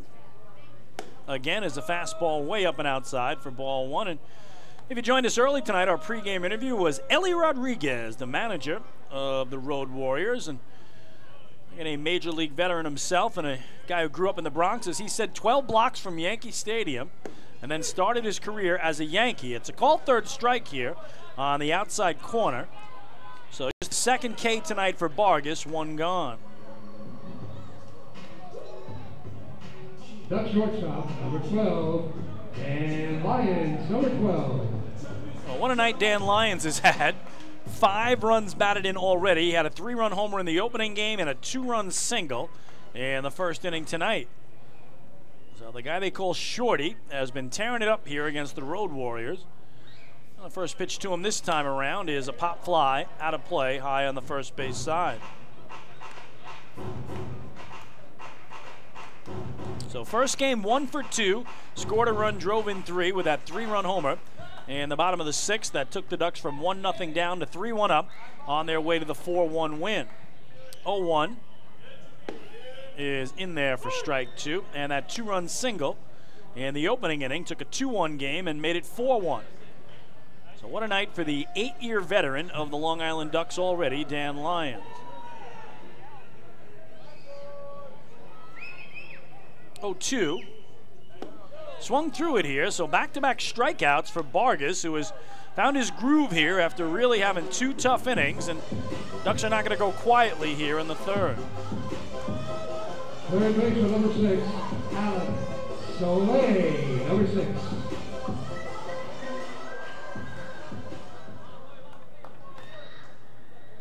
So here's Alex Soleil.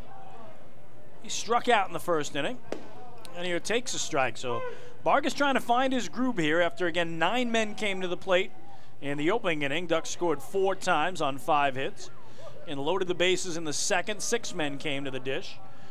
Check it, 5 did on that double play that ended the inning. And now trying to go through the flock 1, 2, 3 is the lefty Vargas. 1-1 to Soleil. Missing low and outside for ball 2. Again, our game is scheduled for 7 innings. And our first one was a 7-inning affair, which the Ducks won 4-1. 2-1. Golfing at it there is Soleil, and it's 2-2. Soleil, a Long Island native from Holbrook, went to Sachem North High School, and then selected by the Rays out of St. Louis University in the 2014 draft. Pokes it foul up high behind home, and the count holds on Alex Soleil.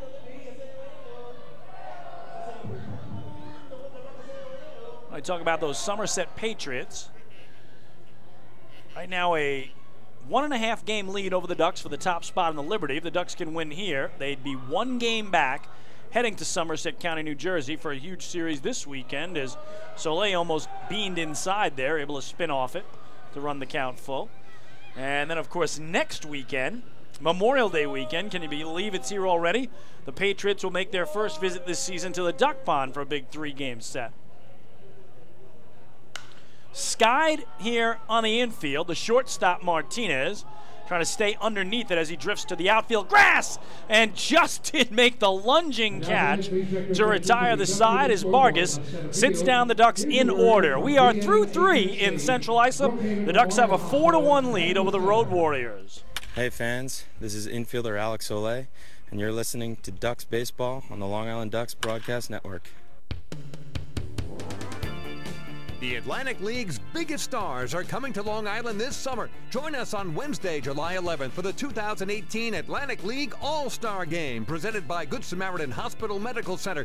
See the top players from the Liberty and Freedom divisions take the field for the Midsummer Classic and the Dig Me Home Run Derby. Following the game, all fans in attendance will enjoy the largest fireworks spectacular on Long Island. Get your tickets for the 2018 All-Star Game today by visiting the box office, calling 631-940-TIXX, or going online to liducks.com. This season, build new memories. Beautiful evening for baseball. This season, witness the action. He reaches up, it's gone!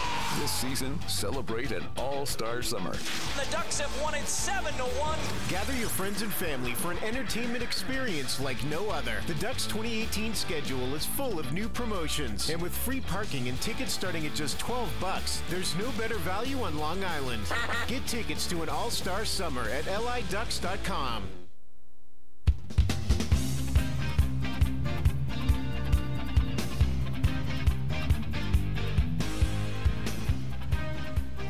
Well, New York Sports Day is one of the largest independent New York sports news sources out there for your coverage of your Long Island Ducks, the Mets, the Yankees, major and minor league baseball, football, basketball, hockey, and soccer. Visit nysportsday.com. New York Sports Day, your independent Gotham sports news source. It's Chris King back at Bethpage Ballpark. We thank you so much for tuning in tonight to Ducks Baseball around the world at liducks.com, youtube.com/DucksBaseball, and of course on Facebook as well.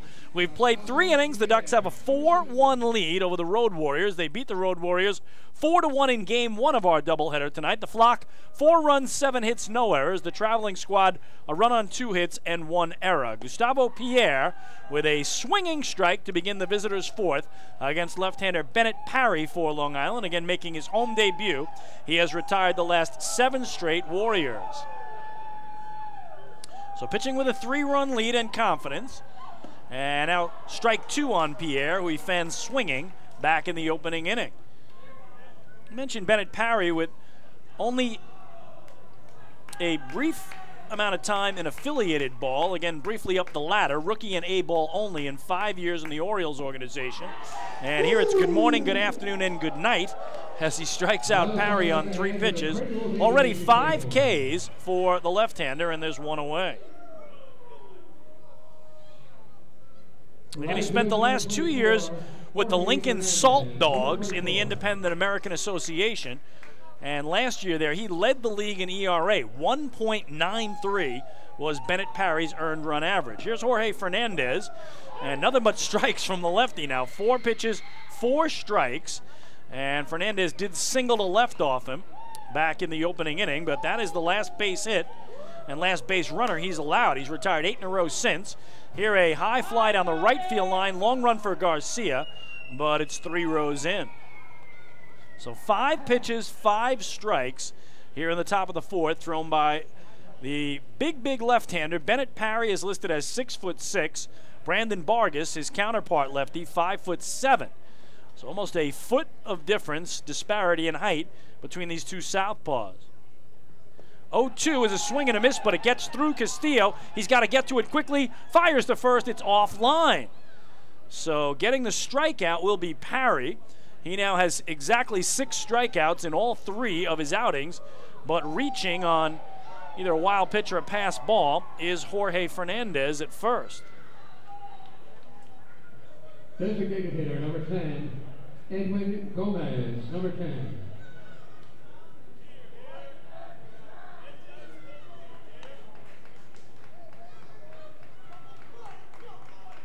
So a base runner for the Warriors, and here's Edwin Gomez, struck out looking in the opening inning by Parry, who misses here low for ball 1.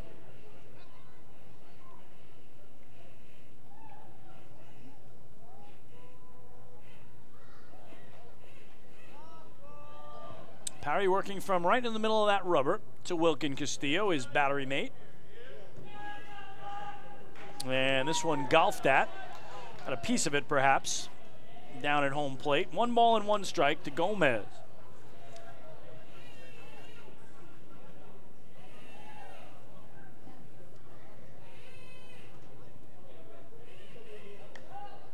Gomez scored the only run for the Road Warriors in Game 1. Went 1 for 3 with a double. And has hits in both previous games in the series. Runs scored as well. Parry here with a soft toss over to first. Fernandez back there. Fernandez with 1 steal this year in his only try, and it was officially a wild pitch on Bennett Parry that allowed Fernandez to reach on the swinging strikeout. And now some good heat that Gomez couldn't catch up to around the belt to put him out in front 1-2. Last year, Parrott, we mentioned with the Salt Dogs in Lincoln, Nebraska, the American Association. 13 games, all of those starts. The runner goes, it's a little tap or foul, so Fernandez will head back. Parry had a 3-2 record with that outstanding 1.93 earned run average to lead the league. In 79 innings, he allowed 71 hits. He walked 27, but struck out 62. And again, Duck fans' first look at Bennett Parry here tonight. Try to bust him in there, a little too far inside, 2-2. Again, Parry coming off that outstanding outing Thursday in New Britain. Was roughed up a bit in his Ducks debut, May 3rd in Bridgewater, New Jersey. Patriots got 8 hits and 4 runs on him in 5 innings. Here he misses up high, and he's run the count full.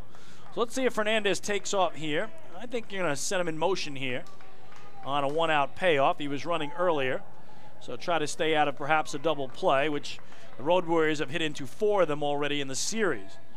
And Parry thinking the same thing, fires over to first. Fernandez back on the bag. Top of the 4th, Ducks with a 4-1 lead.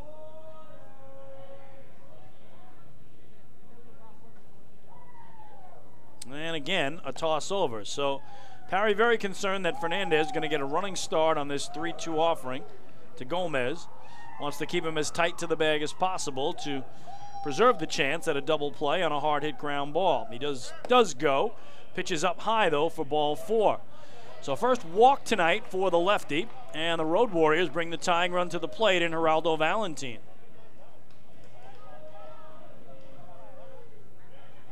First baseman number 23, Geraldo Valentin. Number 23. Well, that's the first walk by Ducks pitching all night. 11th inning of baseball this evening, and that's the first time they have issued a base on balls. So Fernandez to second, Gomez with the walk, and here's Valentin representing the tying run with 1 away. Breaks his bat as the ball went to the right, a piece of wood went to the left, and that was a foul ball for strike 1. Alex Soleil retrieving the shards of wood. Make sure nobody gets hurt as he'll get a new piece of lumber.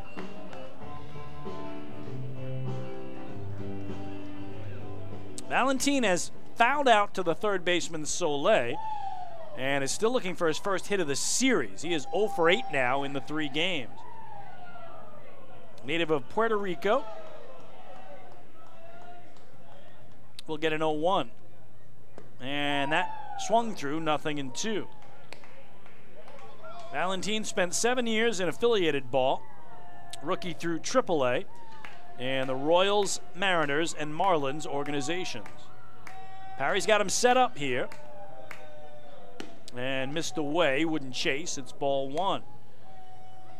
And the on-deck circle for the Road Warriors, Chris Rivera, their catcher. Again, Road Warriors just looking for that elusive W. They have dropped 8 straight games and are now 4-14.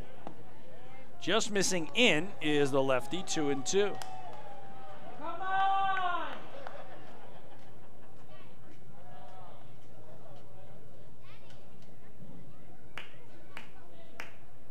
Long stare in for Parry to Castillo. And now the 2-2 is low, and he's run it full. So let's see what Ellie Rodriguez wants to do here. I don't think he'll send the runners, and get a chance for a strike him out, throw him out double play can end the inning. Third base a lot closer than second for Wilkin Castillo to throw to. They stay, And a check swing. They appeal. And let's see here. Umpire at first. Joe Iglio says he went around. And it's a new season high in strikeouts for Bennett Parry, his 7th of the night. Catcher number 13, Chris Rivera, number 13.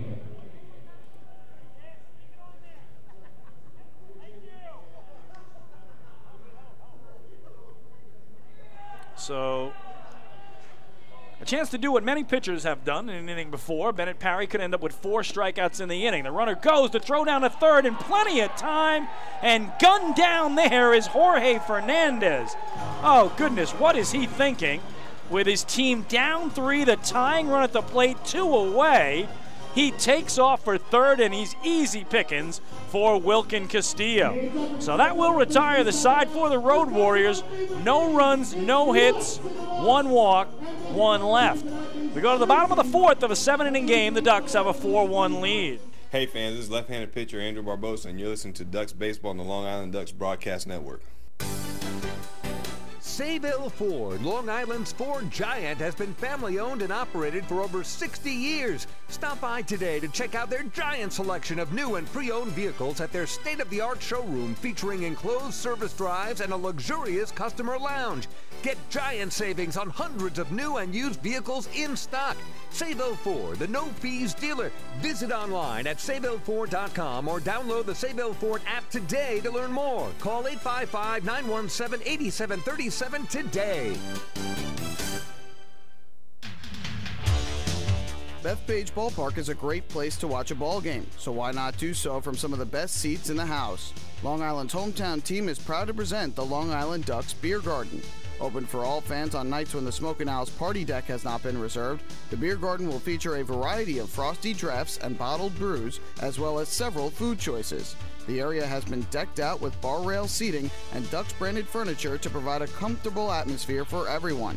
Be sure to stop by and check out the Long Island Ducks Beer Garden on your next visit to the ballpark.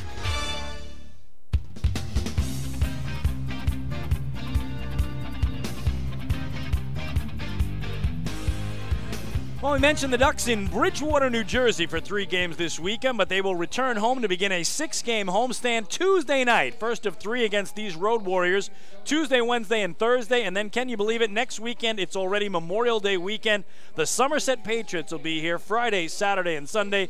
Of course, Saturday, another fireworks spectacular. Sunday, Frisbees go out to the first 1,500. It's another Sunday family fun day with pregame autographs on the field and postgame kids run the bases. Get your tickets over the phone, 631-940-TIXX, via the Ducks mobile app, online at liducks.com, or the old-fashioned way at the Bethpage Ballpark box office, one-on-one at the window, where Ben and Brad and everybody in there will take great care of you. And pick up your All-Star Game tickets as well. That's right. Ducks are hosting the All-Star Game for just the 3rd time in franchise history on Wednesday night, 7/11, July 11th. What a night that will be.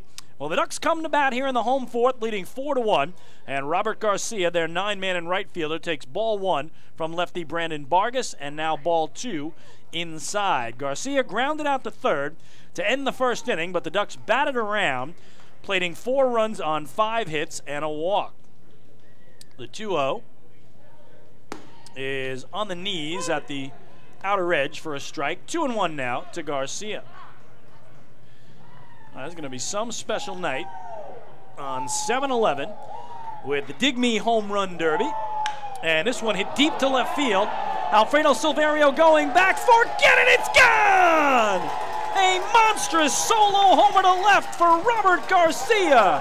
His 2nd of the season, and that makes it 5-1 in favor of the Flock. Steps on third, gets the low 5 there from Kevin Baez, makes his way to the plate. And Robert Garcia has given Long Island a 4-run lead here in the 4th. It's back to the top of the order for Long Island with second baseman number 15, Jordani Valdespin, number 15. So 2nd home run of the twin bill for the Flock. Now 17 long balls on the year. And here's Jordani Valdespin. And he takes up high. So the Ducks have 17 home runs. If the Ducks hit 100 home runs this year, they met the Chappie's Home Run Challenge, and Chappie's Funeral Homes will donate $5,000 to the Quacker Jack Foundation.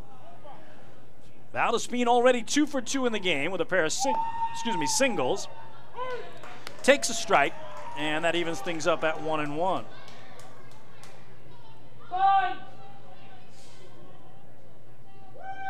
Can Valdespin stay perfect here against Vargas? Not sure. Deep to right, but Fernandez hasn't played well. Able to put it away for the first down. It's the first time they get him tonight. Long Island center fielder, number 5, Emilio Bonifacio. Number 5. So here is Bonifacio. Emilio 1 for 2 with a single and a stolen base. And again, now has reached base in all 9 games he has played as a Long Island Duck. Vargas pitch. On the ground is short. Little worm burner for Ozzie Martinez. And he can't get it to his first baseman. He short hopped him. It went by him. Nice backup by the catcher, Chris Rivera. But on the E6, Bonifacio is going to reach here with 1 away. Designated hitter, number 23, Travis Snyder. Number 23. So that'll bring up Travis Snyder. RBI single and a run scored in the 4-run first, and then a foul out to the third baseman Pierre in the second. So a couple of things for you about that Robert Garcia home run. Here a ground ball up the middle. That's going to get through into center field. Bonifacio will stop at second, so Travis Snyder has his second knock of the night. That'll bring up Lou Ford.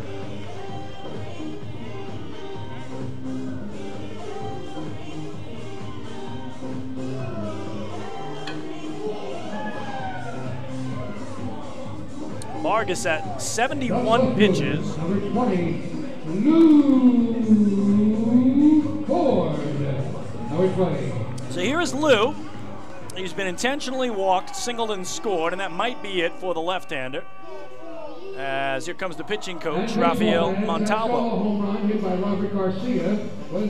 So let's see if that's going to be it for Brandon Vargas in his Road Warriors debut. He's already surrendered 5 runs on 9 hits, gives up a homer this inning. Ducks have 2 men on with only 1 away, and Montalvo is going to talk to him. So again, Garcia officially his 2nd home run of the year, his first ever here at Bethpage Ballpark, and also his first this year that cleared the walls.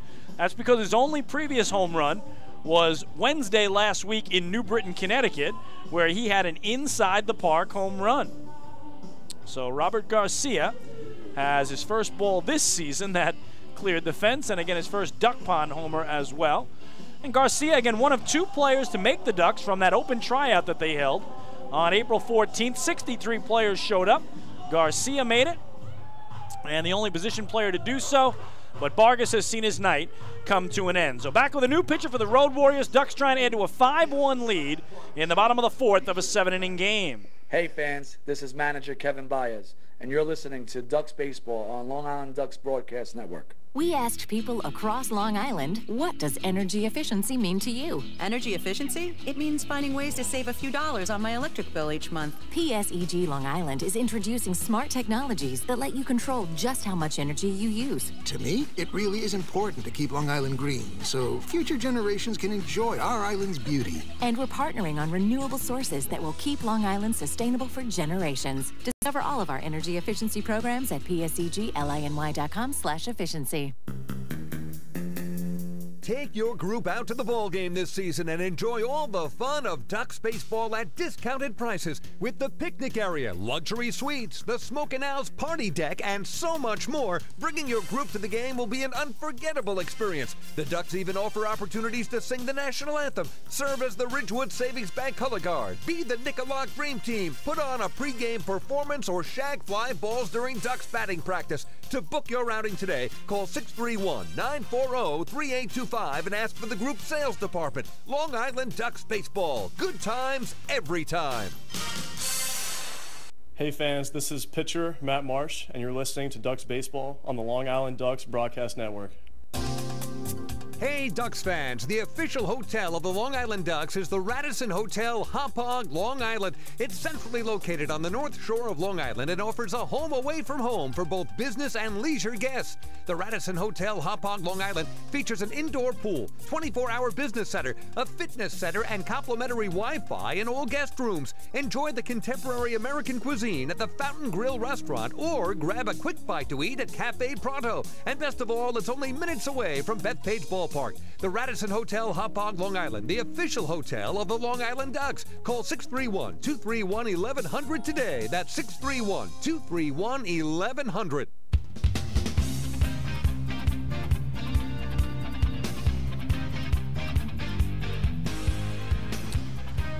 Oh, a new pitcher for the Road Warriors is the 26-year-old right-hander from San Antonio, Texas, 6 foot tall, 180-pound William Gabai, who makes his first appearance of this series. Reached only A ball, that's his highest level in his affiliated career. That did include time in the Yankees organization, pitched at High A Tampa as a member of the Bronx Bombers organization. So he inherits a tough spot, does Gabai. Lou Ford at the plate, Emilio Bonifacio at second base, Travis Snyder at first, one away for Long Island, trying to add to a 5-1 lead here in the bottom of the fourth. And Lou's been aboard both times tonight on an intentional walk and a single, and he scored a run. Gabai's first pitch is in there for a strike, 0-1. Ducks have out-hit the Warriors 9-2 here. And again, we're approaching the midpoint of this contest, scheduled for 7 games in the fourth. 0-1. Little tapper, and they're going to say foul. So that a break for Lou. Thought it was going to hit him in fair territory there for a second. He would have been out. So Bonifacio back to second. Snyder still standing right on top of first. And Lou back to work here, down 0-2. So Brandon Vargas, in his Road Warriors and Atlantic League debut, goes 3 1/3. He allowed 9 hits. Right now 5 runs, still responsible for the 2 Ducks on the pond. 0-2. Slider that's fouled straight back by Lou, and the count holds. He walked 2, 1 intentional, struck out 3, and gave up Robert Garcia's long home run over both walls and left. So Rivera out to talk signals, I believe, with Gabai, as home plate umpire Silvio Martinez there to make sure. And that is the indication.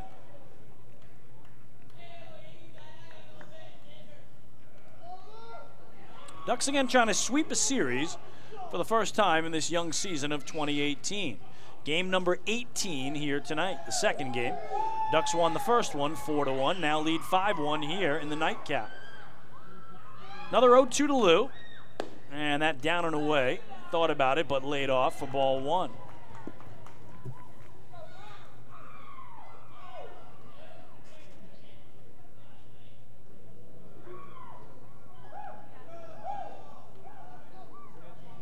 Gabai holds the set at the belt now. Check a second.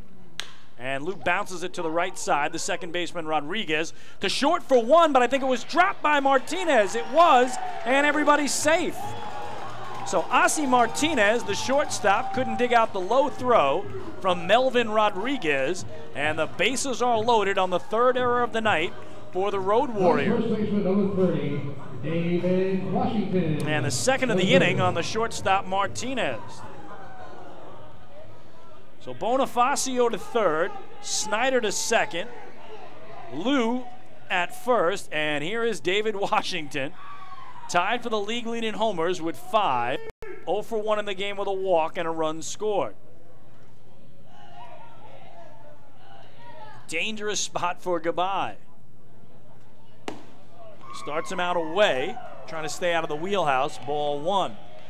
Gabai no record this year, an ERA though of 9. In his 7 innings of work, he's allowed 14 hits, 7 runs, 3 walks, 7 strikeouts, has not surrendered a home run this year. 1-0, away, no place to put him, it's ball 2. Ducks with a chance to blow this open at 5-1. Exactly where they were in the second inning, though, when Washington flew out to right, and then Valdespin was gunned down at the plate for a double play that ended the frame. Ducks hoping for a different ending here. 2-0. up and away, 3-0.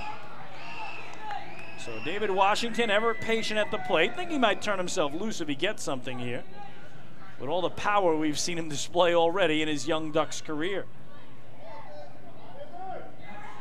Might be the best pitch he'll see, but he's going to give it a good look. 3-0. He rips it into center field for a base hit. Bonifacio will score. They're going to send Snyder. He will score. It's a 2-run single for David Washington and a 7-1 lead for Long Island.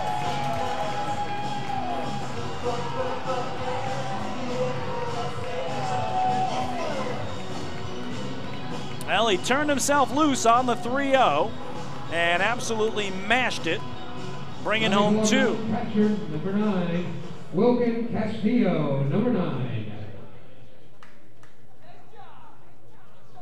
So Lou Ford went corner to corner. Bonifacio and Snyder scored. Washington at first, and here's Wilkin Castillo. 7-1 Ducks. Now already a 3-run fourth. Still only 1 out with runners at the corners. And Castillo looks at 1 away. He has an RBI single and a strikeout looking. 1 for 2. So for Washington, RBIs 16 and 17 on the year, putting him top 5 in the Atlantic League. 1-0. Ripped past the first baseman Valentin and down the right field line. Ford will trot home from third. RBI single for Castillo. 8-1 in favor of the Flock.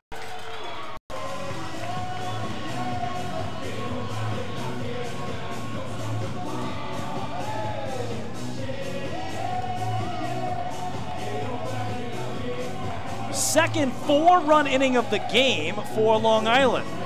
4 in the first, 4 in the fourth. 8-1 our score. And here's Dan Lyons, who already has 5 runs batted in the doubleheader. He had a 3-run homer in the opening game and a 2-run single in the first inning of the nightcap. Ducks already 8 runs on 11 hits. And Goodbye has yet to record an out since entering the game. Washington went first to third on the Castillo RBI single. And here's Danny trying to add to the damage. Slider strike, good pitch, 0-1. 8th man to hit in the inning is Lyons. And barring a double play, the Ducks will bat around for the second time in 4 innings. Goodbye from the middle of the rubber, comes set. Holds it right at his belt. And the 0-1 popped up down the right field line. Should be deep enough to get home. Washington from third. Fernandez the catch. Here comes Big David. The throw is cut off. And scoring with the slide is David Washington to make it 9-1 Long Island. Dan Lyons now has 6 runs batted in the doubleheader. That's his 3rd of this game.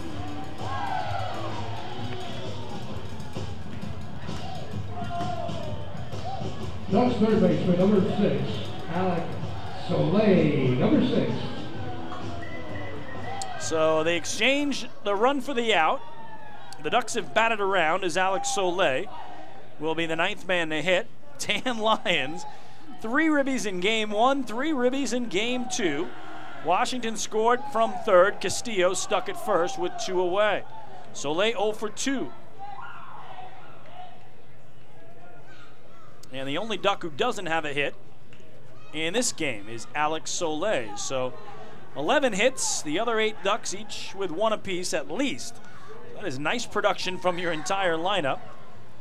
And again, Lyons is your 7 hitter in this game with 3 RBIs. He was the 9 hitter in game 1 with 3 ribbies. Ball 1 to Soleil. And now strike 1 in tight, tying him up. And again, Garcia had the homer that began this inning. He's in the 9 hole of this contest.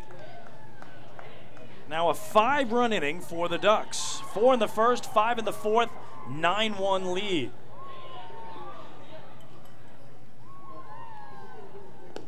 Good block by Rivera, the catcher moving right.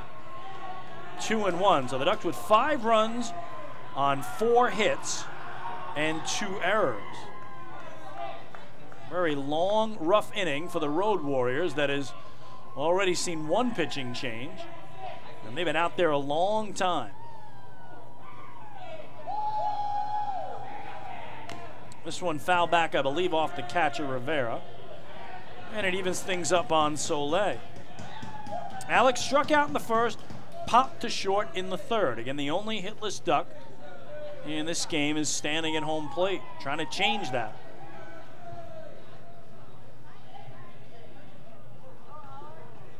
Gabai's pitch. Swing and a miss, he struck him out. So William Gabai picks up his first strikeout, but the damage is done as the Ducks send 9 men to the plate. They score 5 runs on 4 hits and 2 errors and leave 1. Robert Garcia started it off with his second home run of the year, a solo shot over both walls in left, and the Ducks have a 9-1 lead as we head to the 5th of a 7-inning game. Hey fans, this is infielder Cody Puckett, and you're listening to Ducks Baseball on the Long Island Ducks Broadcast Network. We asked people across Long Island, what does energy efficiency mean to you? Energy efficiency? It means finding ways to save a few dollars on my electric bill each month. PSEG Long Island is introducing smart technologies that let you control just how much energy you use. To me, it really is important to keep Long Island green, so future generations can enjoy our island's beauty. And we're partnering on renewable sources that will keep Long Island sustainable for generations. Discover all of our energy efficiency programs at psegLINY.com/efficiency.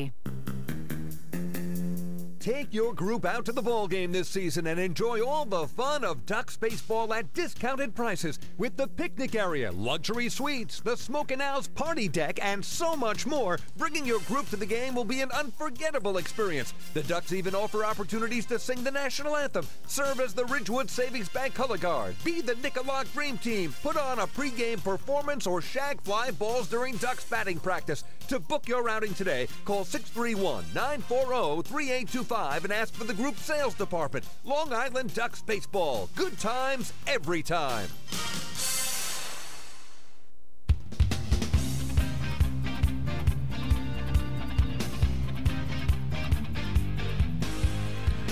Well, the Ducks take a 9-1 lead to inning number 5, and that means it's time for 5th inning trivia. We'll give you the question here in the top of the inning and the answer in the bottom of it. And again, in 5th inning trivia, we test your knowledge of the Long Island Ducks and baseball in general. We're going to look back at game number 1 of this doubleheader tonight because it was an incredible 4-1 win for the Ducks. They found themselves down 1-0 into the bottom of the 6th, and Road Warriors lefty starter Giovanni Soto had a perfect game into the 6th inning. Now remember, these are 7-inning games, so he was 6 outs away from the first perfect game in the 21-year history of the Atlantic League and the 6th no-hitter in league history. We did mention that the Ducks had been no-hit 1 time in franchise history. That occurred May 8th, 2013 at Clipper Magazine Stadium in Lancaster, Pennsylvania. Get to the question in a minute as Bennett Parry will start with Chris Rivera, the catcher and 7-man for the Road Warriors. Top of the 5th, the Warriors are down 8 runs. So Parry staked to an 8-run lead in his home debut. Ball 1 now to Rivera, who grounded out the 3rd, his only time up. Here a swinging strike to even things up. So again, the Ducks were no-hit May 8th, 2013 in Lancaster. The Barnstormers won the game 9-0. And the gentleman who pitched the no-hitter against the Ducks that night was a former Long Island Duck. Up high here, Mrs. Parry. So that's your question. Tell me the name of the only pitcher who has ever no-hit the Long Island Ducks in now their 19-year history. And again, the big clue, he was a former Duck. 2-1 here is skied behind home plate. The catcher Castillo back near the screen, but it's on the walkway in between the levels and then bounces up into the 200 level of seats, and the chase is on for that baseball. So 2-2 to Chris Rivera. So that's what we're looking for. The name of the former Long Island Duck, who is the only pitcher to ever no-hit the Ducks in now their 19 years in the Atlantic League. Give you the answer in the bottom of the inning. 2-2 will follow to Rivera, and that a beautiful call, 3rd strike on the inside edge. Make it 8 Ks for Parry, and there's 1 away. So Bennett Parry is doing what managers and pitching coaches want you to do with an 8-run lead. Just get in there and throw strikes.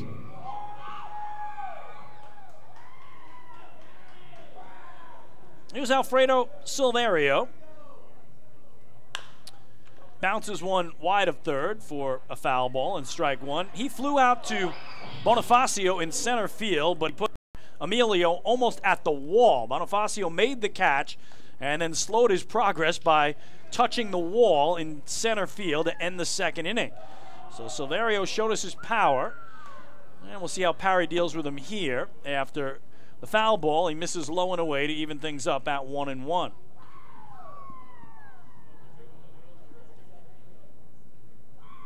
Silverio spent 8 years in the Dodgers and Marlins organizations, getting as high as AAA, but he waves over the top of that one. That was wide for strike two.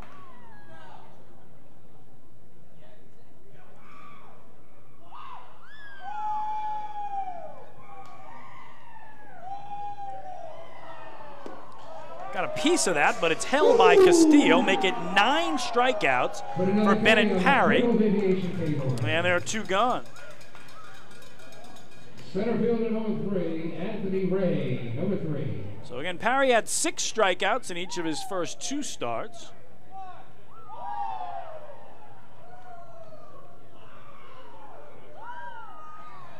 And now here's Anthony Ray thinking about a bunt, laying off of it.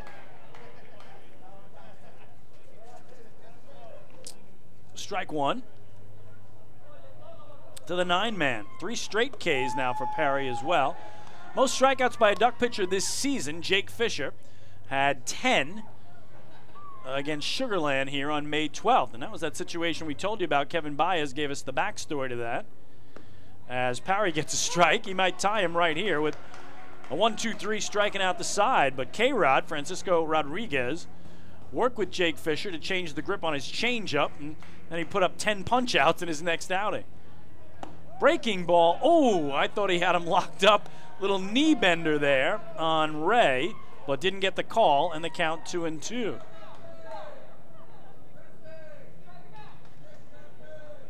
Lefty-lefty as Parry deals, and that low and away for ball 3. So he's run the count full. He's had just 1 walk tonight. That was to Edwin Gomez last inning. Only 1 walk in the doubleheader for Ducks pitching. So Parry kick something out of the cleats there before he comes with the 3-2 here to Anthony Ray with 2 outs and nobody on. Oh, he missed way outside, ball 4. So Ray aboard. Back to the top of the order for Ozzie Martinez.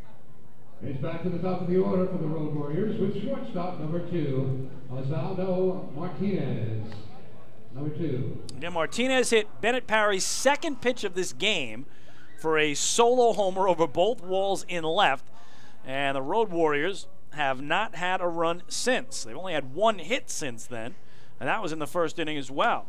So they have not had a hit against Bennett Parry in the last 4 innings. Had a couple of base runners on a walk and a strikeout wild pitch, but no base hits since Jorge Fernandez 2-out single in the first. And now a strike to even things up on Martinez. Martinez, after the homer in the first, was struck out swinging in the third. Anthony Ray being held on at first, a bit of a surprise in a 8-run game. And this one knocked down at third, a diving play by Soleil, gets up, fires across, and he got him. What a play at the hot corner by Alex Soleil, and the side is retired. For the Road Warriors, no runs, no hits, a walk, 1 man left. In a 7-inning game, we go to the bottom of the 5th. Long Island has a 9-1 advantage. Hey fans, this is pitcher Matt Larkins, and you're listening to Ducks Baseball on the Long Island Ducks Broadcast Network. Hey Ducks fans, the official hotel of the Long Island Ducks is the Radisson Hotel Hauppauge, Long Island. It's centrally located on the north shore of Long Island and offers a home away from home for both business and leisure guests. The Radisson Hotel Hauppauge, Long Island features an indoor pool, 24-hour business center, a fitness center, and complimentary Wi-Fi in all guest rooms. Enjoy the contemporary American cuisine at the Fountain Grill restaurant or grab a quick bite to eat at Cafe Pronto. And best of all, it's only minutes away from Bethpage Ballpark. The Radisson Hotel Hauppauge, Long Island, the official hotel of the Long Island Ducks. Call 631-231-1100 today. That's 631-231-1100. Hey Ducks fans, stay up to date with Long Island's hometown team by visiting Quack of the Bat, the official blog of the Long Island Ducks. Quack of the Bat will bring Ducks fans beyond the headlines with in-depth feature articles, breaking news stories, game previews, and so much more. Interact with the team during the entire season through quotes directly from the players and coaches, as well as exclusive video clips and photos. Check out the blog today at quackofthebat.wordpress.com. Quack of the Bat, the official blog of the Long Island Ducks. Hey fans, this is pitcher Matt Marsh, and you're listening to Ducks Baseball on the Long Island Ducks Broadcast Network. Hey Ducks fans, the official hotel of the Long Island Ducks is the Radisson Hotel, Hauppauge, Long Island. It's centrally located on the north shore of Long Island and offers a home away from home for both business and leisure guests.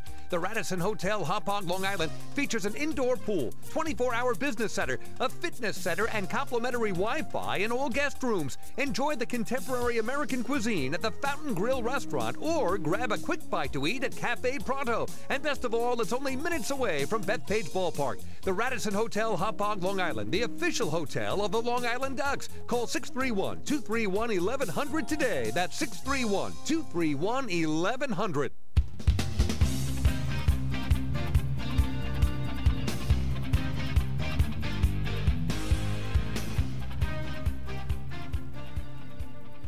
Well, we go to the bottom of the fifth. Long Island Ducks with a 9-1 lead. In time now to wrap up our fifth inning trivia. We told you about the only time in franchise history that the Long Island Ducks have been no-hit. It occurred May 8th, 2013 at Clipper Magazine Stadium in a 9-0 loss to the Lancaster Barnstormers. The only pitcher to ever no-hit the Long Island Ducks was a former member of the Long Island Ducks. What was his name? He was left-hander Lenny DiNardo. So Lenny DiNardo on that night no-hit his old club, and it's the only time in the 19-year history of the Ducks that has happened. Well, the Road Warriors go to their third pitcher of this game. They bring in right-hander Josh Smith. And the Ducks leading by 8 will start with Robert Garcia at the dish. He led off the fourth inning with a solo homer over both walls in left, his second of the season.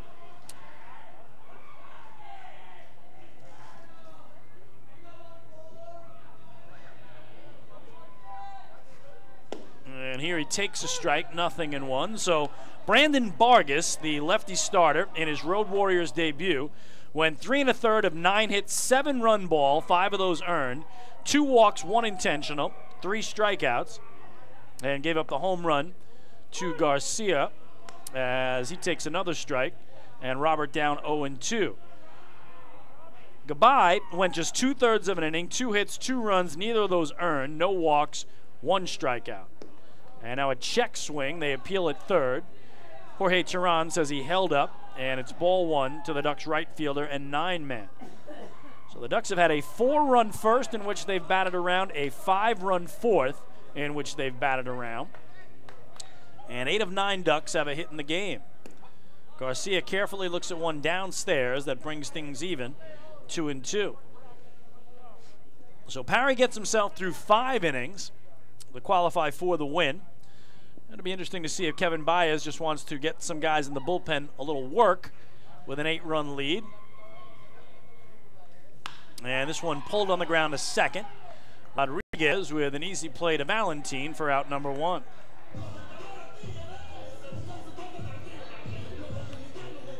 Back to the top of the order for Long Island with second baseman number 15, Jordani Valdespine. Number 15. So Jordani Valdespine back at the top of the order has had a nice night. He's 2 for 3 with a pair of singles and a run scored. Digging away at that back line in the left-hand batter's box is Valdespine. And Josh Smith will kick and come home. And he misses away with ball 1. Smith, the native of Conroe, Texas, 5'11", 175-pound righty. Played his college baseball at Kansas State, and now his first time as a pro. And again, just turned 24 years of age, did Josh Smith.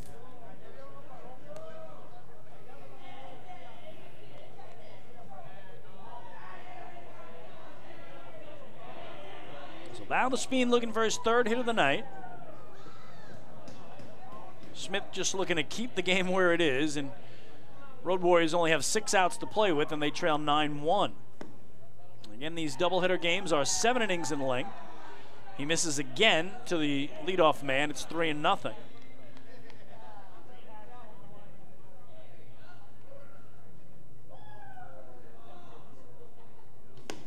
And now a strike. I don't think Valdespin liked the call, but he'll just adjust the Velcro on those batting gloves and ready for what is now a 3-1 pitch.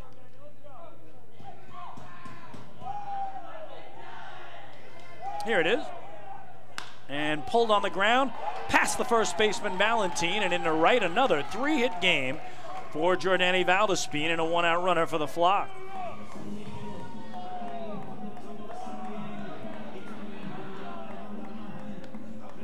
Center fielder number 5, Emilio Bonifacio, number 5. So here's Emilio Bonifacio, 1 for 3 tonight with a single and a run scored.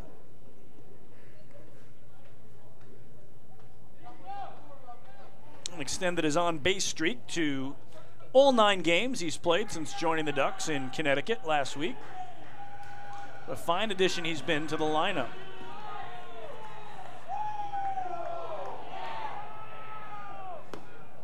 Changeup misses away, ball 1. Bonifacio, a Florida native, 33-year-old. Had a great season with the Marlins back in 2011. He hit .296, played 152 big league games that season. So nearly hit 300 7 summers ago as a Marlin. Here he twists himself around through that one. Could not connect.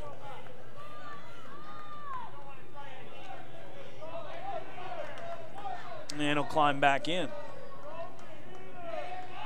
Veteran of over 800 major league games is Bonifacio.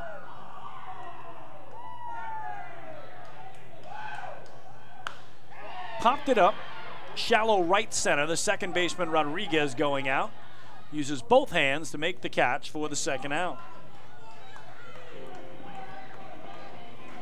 Designated hitter number 23, Travis Snyder, number 23. So we saw Valdespin give himself a 3-hit night. Travis Snyder trying to do the same thing. He is 2 for 3 with a pair of singles, a pair of runs scored, and an RBI.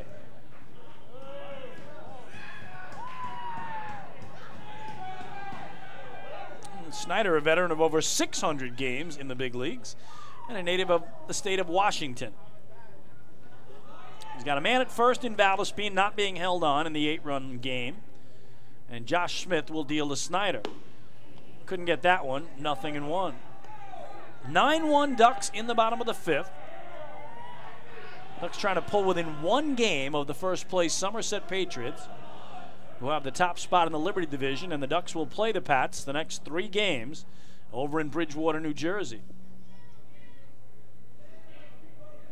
0-1 is taken the other way, but the shortstop, Martinez, with a nice grab of the liner to retire the side. No runs ahead, a man left. We're through 5 of a 7-inning game. Ducks have a 9-1 lead over the Road Warriors.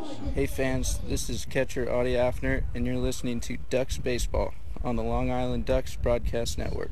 Going way back is Joe Holden, and he is looking up, and that one is headed to field 5 at Robert Moses. The waves are gnarly, and the Ducks have tied it at 1. That was another home run for the Ducks. And Duck fans, what's more fun than a home run that helps the Ducks win a game? How about a homer that helps the community win? Chappie's Funeral Home and the Long Island Ducks have once again teamed up for the Chappie's Home Run Challenge. If the Ducks hit 100 homers this season, Chappie's Funeral Home will donate $5,000 to the Quacker Jack Foundation. So every time a Ducks hitter goes deep this season, watch for the Chappie's Challenge home run count on the scoreboard. And if we reach 100, we're all a winner. Chappie's Funeral Home, where caring for others is a family tradition.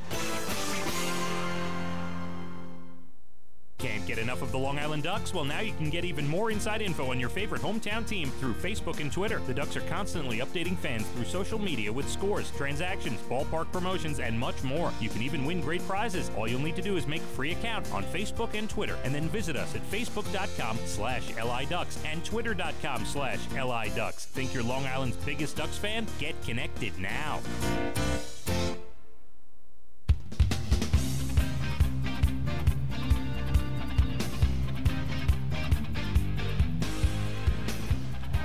Well, fans, don't forget to stop by the Waddle Inn shop on your next visit to the Duck Pond, where exclusive, hard-to-find Ducks memorabilia is now on sale. All proceeds benefit the Quacker Jack Foundation, the charitable arm of the Long Island Ducks. Well, Bennett Parry and the Ducks have a 9-1 lead as we go to the 6th inning, a game that is scheduled for 7 here tonight. If you're joining us late, the Ducks won the opening game 4-1 as lefty starter for the Road Warriors, Giovanni Soto, took a perfect game into the 6th inning as he retired the first 15 Ducks to begin the contest, but Daniel Fields broke up the no-no and the El Perfecto bid with a single to right. And then later in the frame, Dan Lyons hit a 3-run homer, and the Ducks were on their way to the win. Tonight in the nightcap, a little different. Ducks got 4 in the first, 5 in the fourth, and they are on cruise control here, leading by 8. Parry to go to Melvin Rodriguez, the 2-man, to begin the visitors' 6th. And Bennett misses, ball 1. Rodriguez has struck out swinging and fouled out to the catcher, Wilkin Castillo. Again, Bennett Parry gave up a run on 2 hits in the opening inning and has not given up a base hit since. Been a couple runners for the Road Warriors on walks and strikeout wild pitch. Parry's also fanned 9, which is 1 off the season high of any Duck pitcher for strikeouts in a game. They're a little tapper back behind home, and he's got Rodriguez set up at 1-2. Again, Mets and Yankees both off tonight, as the Yanks will open a 3-game set in Kansas City tomorrow. The Mets will welcome in the Arizona Diamondbacks for 3 in Queens. 1-2 here is popped up left side to third baseman Soleil over near the warning track in front of the Road Warriors dugout, and he stays with it to make the catch for the first out.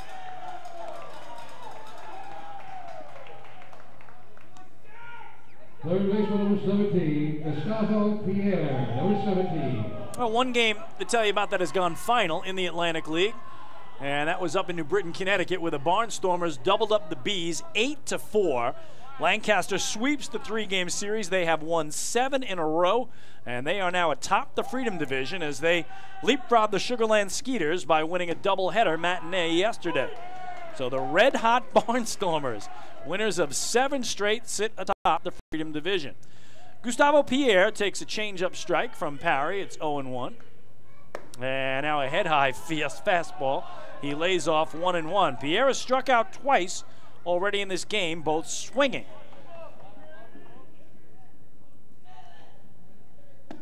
And Parry misses in tight.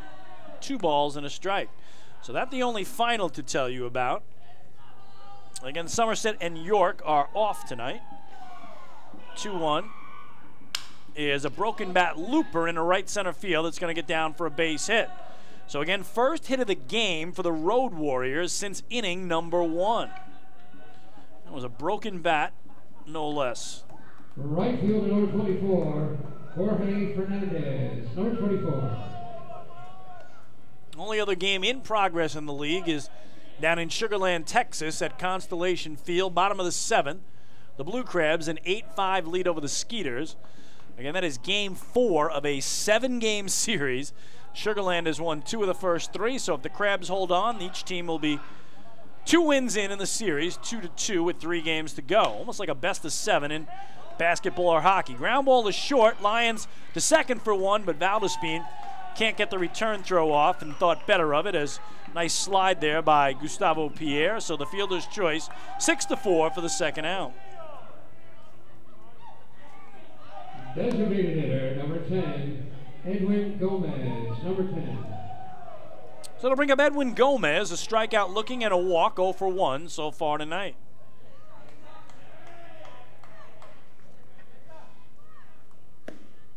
And strike 1, says home plate umpire Silvio Martinez.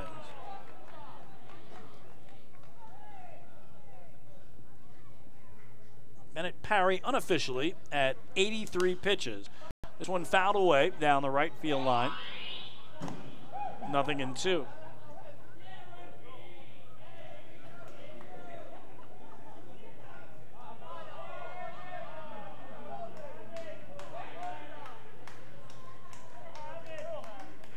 Can he get that 10th strikeout? He does! Swing and a miss by Edwin Gomez. Make it 10 strikeouts for Bennett Parry, tying the season high that Jake Fisher set earlier this season, and the side retired in the visitors' 6th. No runs a hit and 1 man left. We go to the home 6th. Long Island leads it 9-1 over the Road Warriors. Hey fans, this is pitcher Bennett Perry, and you're listening to Ducks Baseball on the Long Island Ducks Broadcast Network. Oh, I love it. The color of my new Nicolot patio is so vibrant. It's unlike anything I've ever seen. You're welcome. I'm just going to go finish that Nicolot walkway now. Make your pavers vivid Nicolot pavers. The best looking, most vibrant pavers with the most 3-color blends in the industry. Featuring Nicolot's exclusive paver shield and color blending technology. With color throughout and guaranteed not to fade. Live life in color with Nicolot. Visit Nicolot.com. Pave your way. Have your birthday at the ballpark this season and celebrate with the flock. Kona Ice birthday party packages with the Long Island Ducks are now available. Each package includes 10 box seats, a commemorative birthday t-shirt and autographed baseball, refreshments including hot dogs, chips, cupcakes, frozen ice treats, and so much more. Best of all, the birthday child will stand on the dugout while the entire crowd sings happy birthday. Reserve your party today by calling the group sales department at 631-940-3825. Kona Ice birthday parties with the Long Island Ducks, a once-in-a-lifetime experience.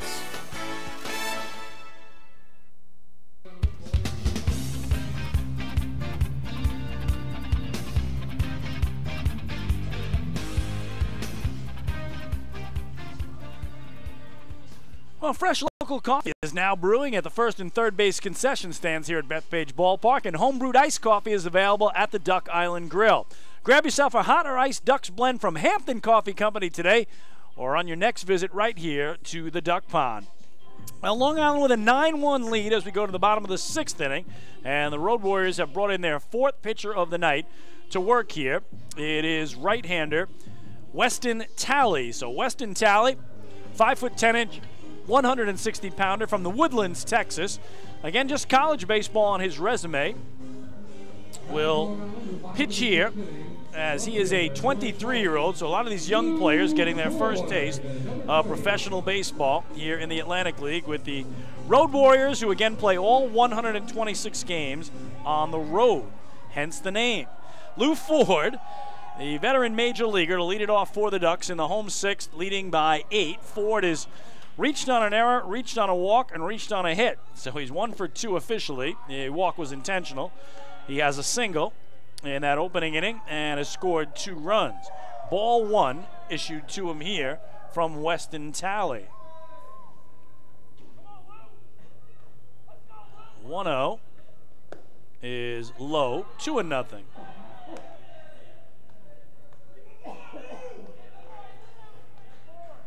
So nice inning thrown by Smith as he went 1 inning, allowed 1 hit, no runs, no walks, no strikeouts. Lou bounces one back to Talley, snares it with the glove, underhands to first, and retires the Ducks left fielder 1-3.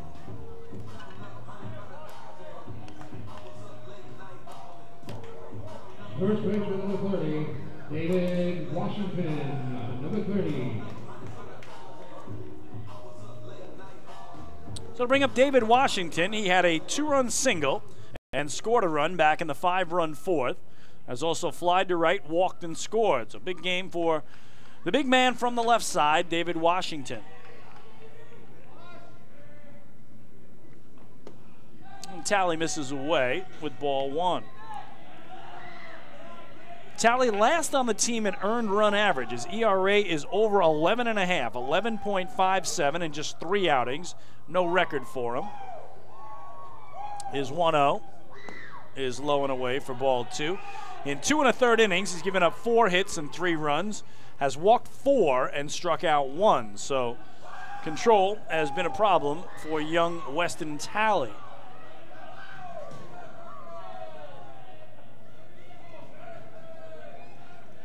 Two-0. Foul tipped back behind home. Strike 1 to David Washington. So we'll see if Bennett Parry comes out for the 7th. A chance to surpass Jake Fisher's 10 strikeouts back on May 12th here against Sugar Land, the season high for the Ducks.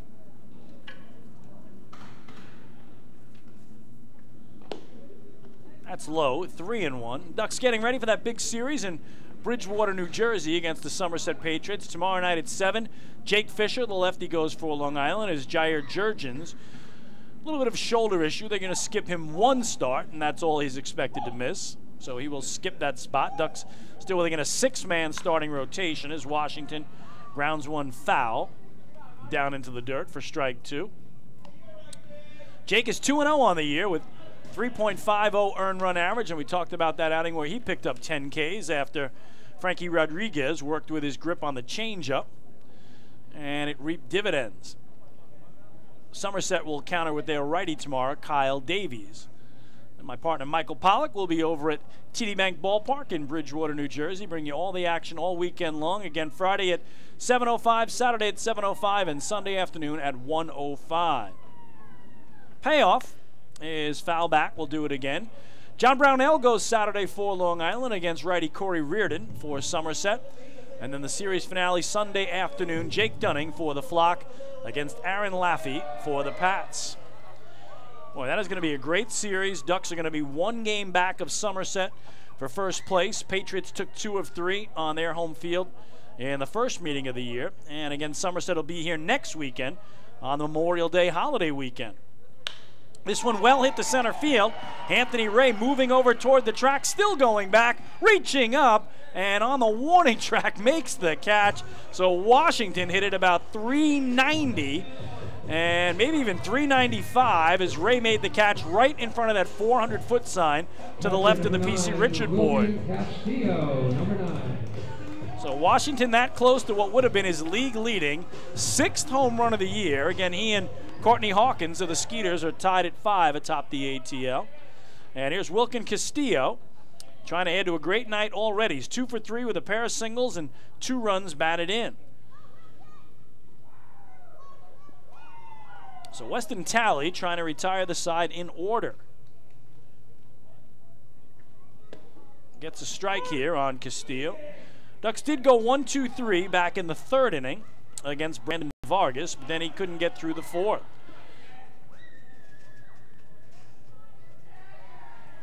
Oh, 0-1 the count on Castillo.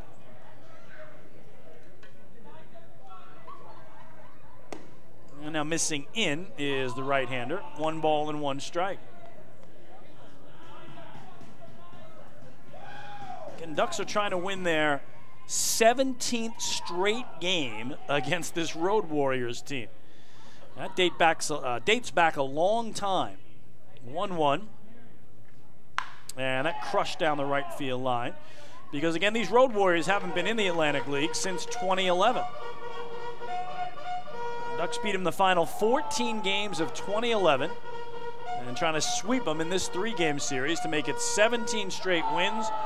And if the Ducks pull this one out, which they lead by 8, they will be an incredible 37-2 in their last 39 meetings with the Road Warriors. That is just beyond. I mean, 17-1 in 2007, 17-1 in 2011, trying to start 2018 3-0. Could they be on their way to another 17-1 season series? They actually play them 19 times this year. So could they go 18-1 or 19-0? That would be unbelievable. Well, 2-2 the count to Castillo as Weston is ready. Talley's pitch. Up and away, though, for ball 3. So Weston Talley seemed to indicate that one got away from him a little bit. And now he'll have to come payoff to the Ducks catcher and 6-hitter. Dan Lyons hoping for another crack on deck. He has had a monster night. The 3-2. Ooh, he swung at ball 4. It was in tight and also fouled it off his foot. So Wilkin Castillo is going to hobble around a little bit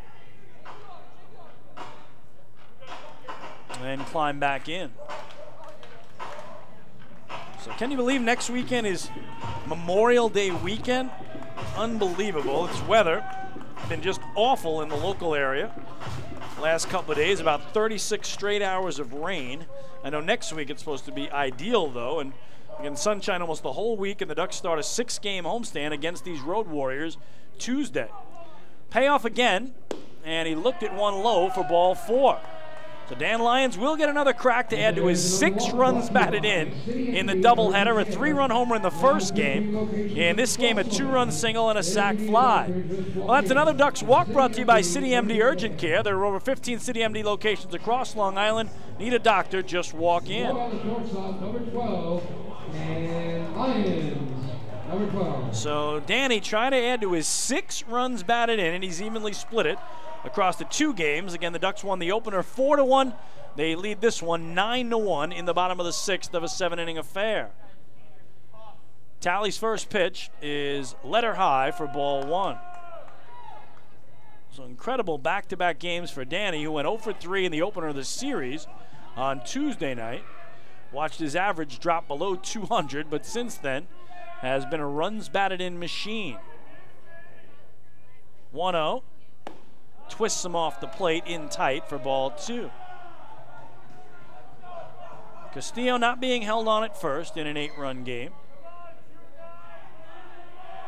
And Lyons seeing what he could do here with one more time at the plate in the home 6th.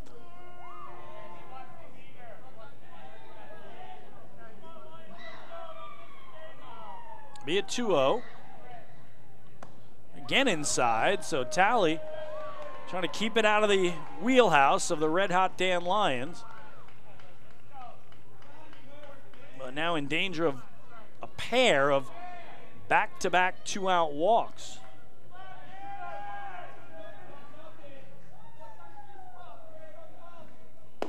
And there is a strike. Danny was taken all the way, but now should certainly get something to hit here from the righty.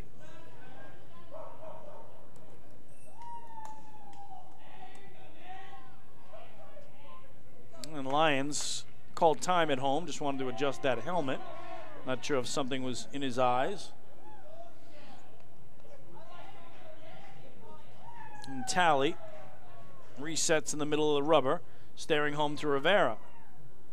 Comes set, the 3-1. Again inside, so all 4 balls were in at the belt. And it's another walk brought to you by City MD Urgent Care. There are over 15 City MD locations across Long Island. Need a doctor, just walk in. Well, it does bring Alex Olay to the plate, and he is the only Duck that has not had a hit in this game. The Ducks have 12 hits. Everybody's got at least 1, except Solé, who has a pop out to short, sandwiched in between a pair of strikeouts swinging. So you know he would love to add to it and say, hey, everybody in the lineup 1 through 9 had a knock. See if he can get it here. Got a piece of that, held by Rivera for strike 1. So Castillo went down to second. Dan Lyons aboard again at first with the base on balls. And the Ducks with a chance to get to double digits if Weston Talley can't find the strike zone. 0-1. In there, though, nothing in 2. That's the one you should have swung at. Kevin Baez at third, the manager of the flock, staring at Wilkin Castillo at second base. And Alex Solé got a fight out of a 2-strike hold.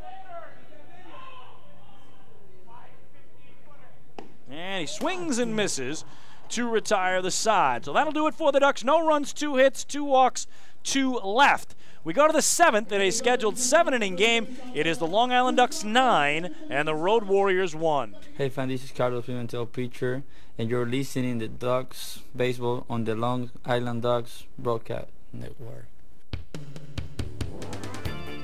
The Atlantic League's biggest stars are coming to Long Island this summer. Join us on Wednesday, July 11th for the 2018 Atlantic League All-Star Game presented by Good Samaritan Hospital Medical Center. See the top players from the Liberty and Freedom divisions take the field for the Midsummer Classic and the Dig Me Home Run Derby. Following the game, all fans in attendance will enjoy the largest fireworks spectacular on Long Island. Get your tickets for the 2018 All-Star Game today by visiting the box office, calling 631-940-TIXX, or going online to liducks.com. This season, build new memories.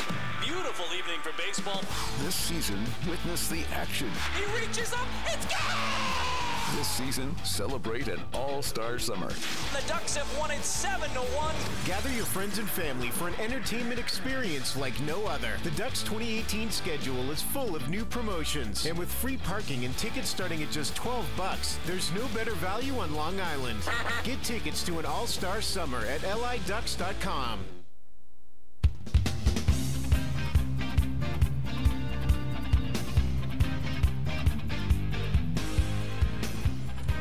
Well, we are scheduled for 7 innings. We go to inning number 7, and the big lefty Bennett Parry in his home debut is going to be given an opportunity to toss a complete game. No Ducks pitcher has done that this season. He has already tied the team high in strikeouts on the year with 10 Ks.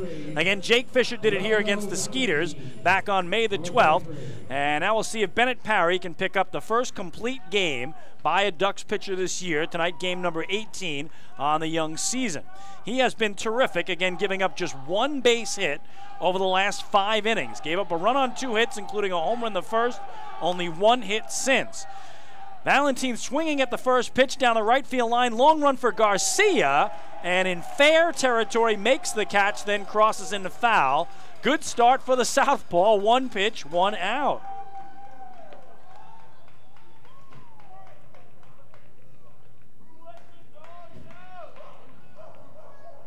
Road Warriors catcher number 13, Chris Rivera, number 13.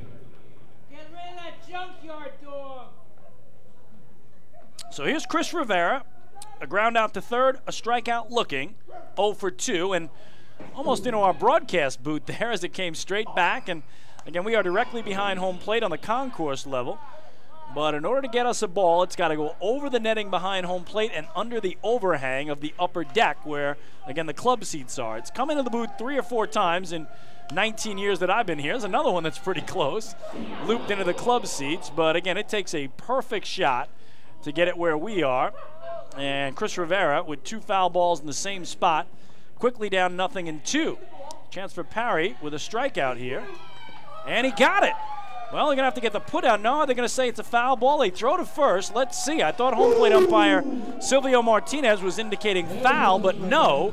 So make it 11 strikeouts for Bennett Parry, a new season high by any Ducks pitcher. Left fielder number 14, Alfredo Silverio. Number 14. So Alfredo Silverio, all that stands between the Ducks and the victory. Again, top of the 7th, not the second. Been a long night, folks, doing the doubleheader by yourself. 9-1 in favor of the Ducks. Little tapper towards second. Valdespine has to hurry. Will get it to first in time. And Bennett Parry has pitched the first complete game by any Ducks pitcher this year. He and the flock with a 9-1 victory as he sets the season high for any Ducks pitcher with 11 strikeouts. The Ducks sweep the doubleheader from the Road Warriors, winning the first game 4-1 and the nightcap 9-1. And they also have their first series sweep of 2018. They win all 3 games against the traveling Quad. So they are out to congratulate one another. They form the victory handshake. What a job by Bennett Parry. Again, tossing 7 innings of 3-hit, 1-run ball and allowing only 1 hit, a single, over his final 6 innings of work. Once again, your final tonight from Central Islip in the second game of our doubleheader.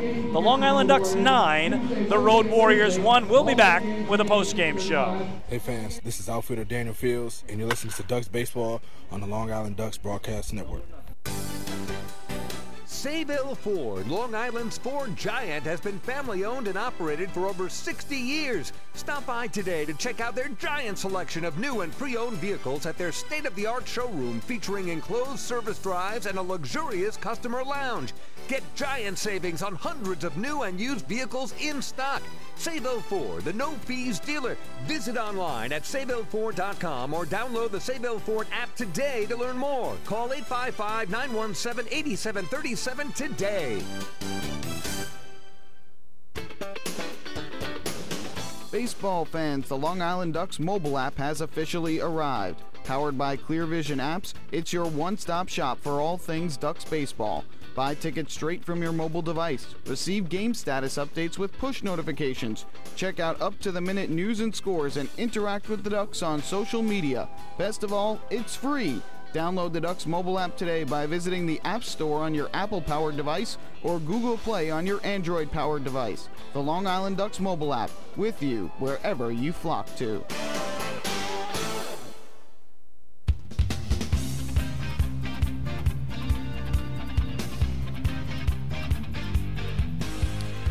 Chris King back at Bethpage Ballpark in Central Islip, New York, where the Long Island Ducks have swept the twin bill from the Road Warriors, winning the first game 4-1 and the nightcap 9-1. We are going to name our players of the game for both contests. Of course, in the first game, we're going to give it to Dan Lyons, as the Ducks were being no-hit by Giovanni Soto. In fact, he was perfect through 5 innings, 15 up, 15 down. But Danny Lyons, in the bottom of the 6th inning, hit a 3-run homer that won the game for Long Island. So he's our player of the game in Game 1. And who else can we give it to but the big southpaw in Game 2, Bennett Parry, the first complete game thrown by a Ducks pitcher this season. He tosses 7 innings of 3-hit, 1-run ball, 2 walks, and 11 strikeouts, the most by any Ducks pitcher in a game this season. So they are our players of the game as the Ducks again sweep the series from the Road Warriors, their first series sweep of the year, and they will head to Somerset County, New Jersey, just 1 game back of the first-place Patriots for the top spot in the Liberty Division. We'll take a break, and when we come back, a full recap of how this one went down tonight, run you through the out-of-town scoreboard, and preview the big weekend ahead for the Flock. It's next. Hey, fam, this is Jordani Valles, being second baseman, and you're listening to Duck Baseball on the Long Island Ducks Broadcast Network. Sayville Ford, Long Island's Ford giant, has been family-owned and operated for over 60 years. Stop by today to check out their giant selection of new and pre-owned vehicles at their state-of-the-art showroom featuring enclosed service drives and a luxurious customer lounge. Get giant savings on hundreds of new and used vehicles in stock. Sayville Ford, the no-fees dealer. Visit online at SayvilleFord.com or download the Sayville Ford app today to learn more. Call 855-917-8737 today. Have your birthday at the ballpark this season and celebrate with the Flock. Kona Ice birthday party packages with the Long Island Ducks are now available. Each package includes 10 box seats, a commemorative birthday t-shirt, and autographed baseball. Refreshments including hot dogs, chips, cupcakes, frozen ice treats, and so much more. Best of all, the birthday child will stand on the dugout while the entire crowd sings happy birthday. Reserve your party today by calling the group sales department at 631-940-3825. Kona Ice birthday parties with the Long Island Ducks, a once-in-a-lifetime experience.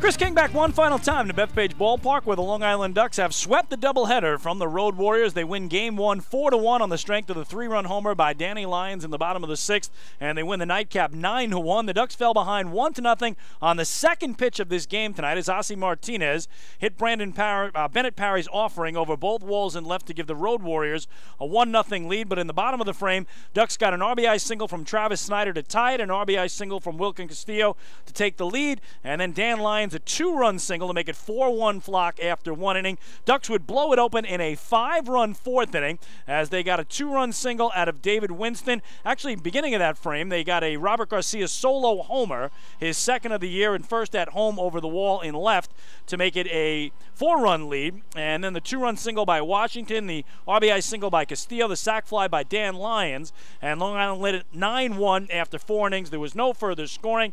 What a doubleheader for Dan Lyons, who finished with 6 runs batted in, 3 in each game. So the final numbers in this one, the Ducks 9 runs, 12 hits, no errors. They left 8 men on base. The Road Warriors 1 run, 3 hits, 3 errors. They stranded 4. The winner is Bennett Parry. He goes to 2-0 and picks up the first complete game by any Ducks pitcher this season. The loser was Vargas, who goes to 0-1. The game played in 2 hours and 3 minutes before a crowd of 4,062. So with the victory, the Ducks are now 4 games over 500. at 11-7.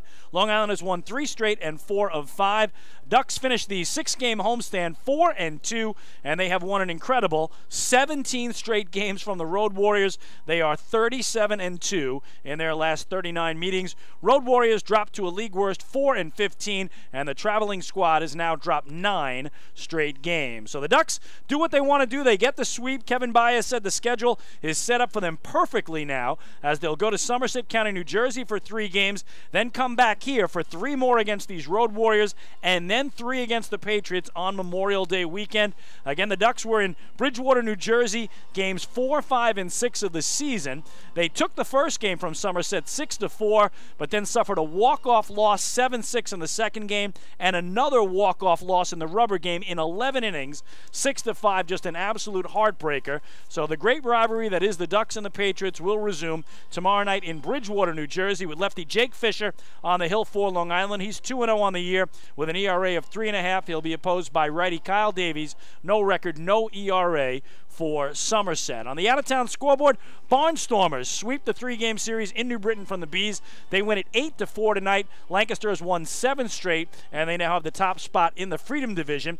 Sugarland trailing Southern Maryland 8-6 as they bat in the 9th inning, or check that, the Blue Crabs are batting in the top of the 9th down in Constellation Field against Southern Maryland, trying to even up that series at 2 wins apiece. A 7-game set between those 2 teams down in Texas. And again, having the night off tonight were the Patriots and the York Revolution. Mets and Yankees both had the night off.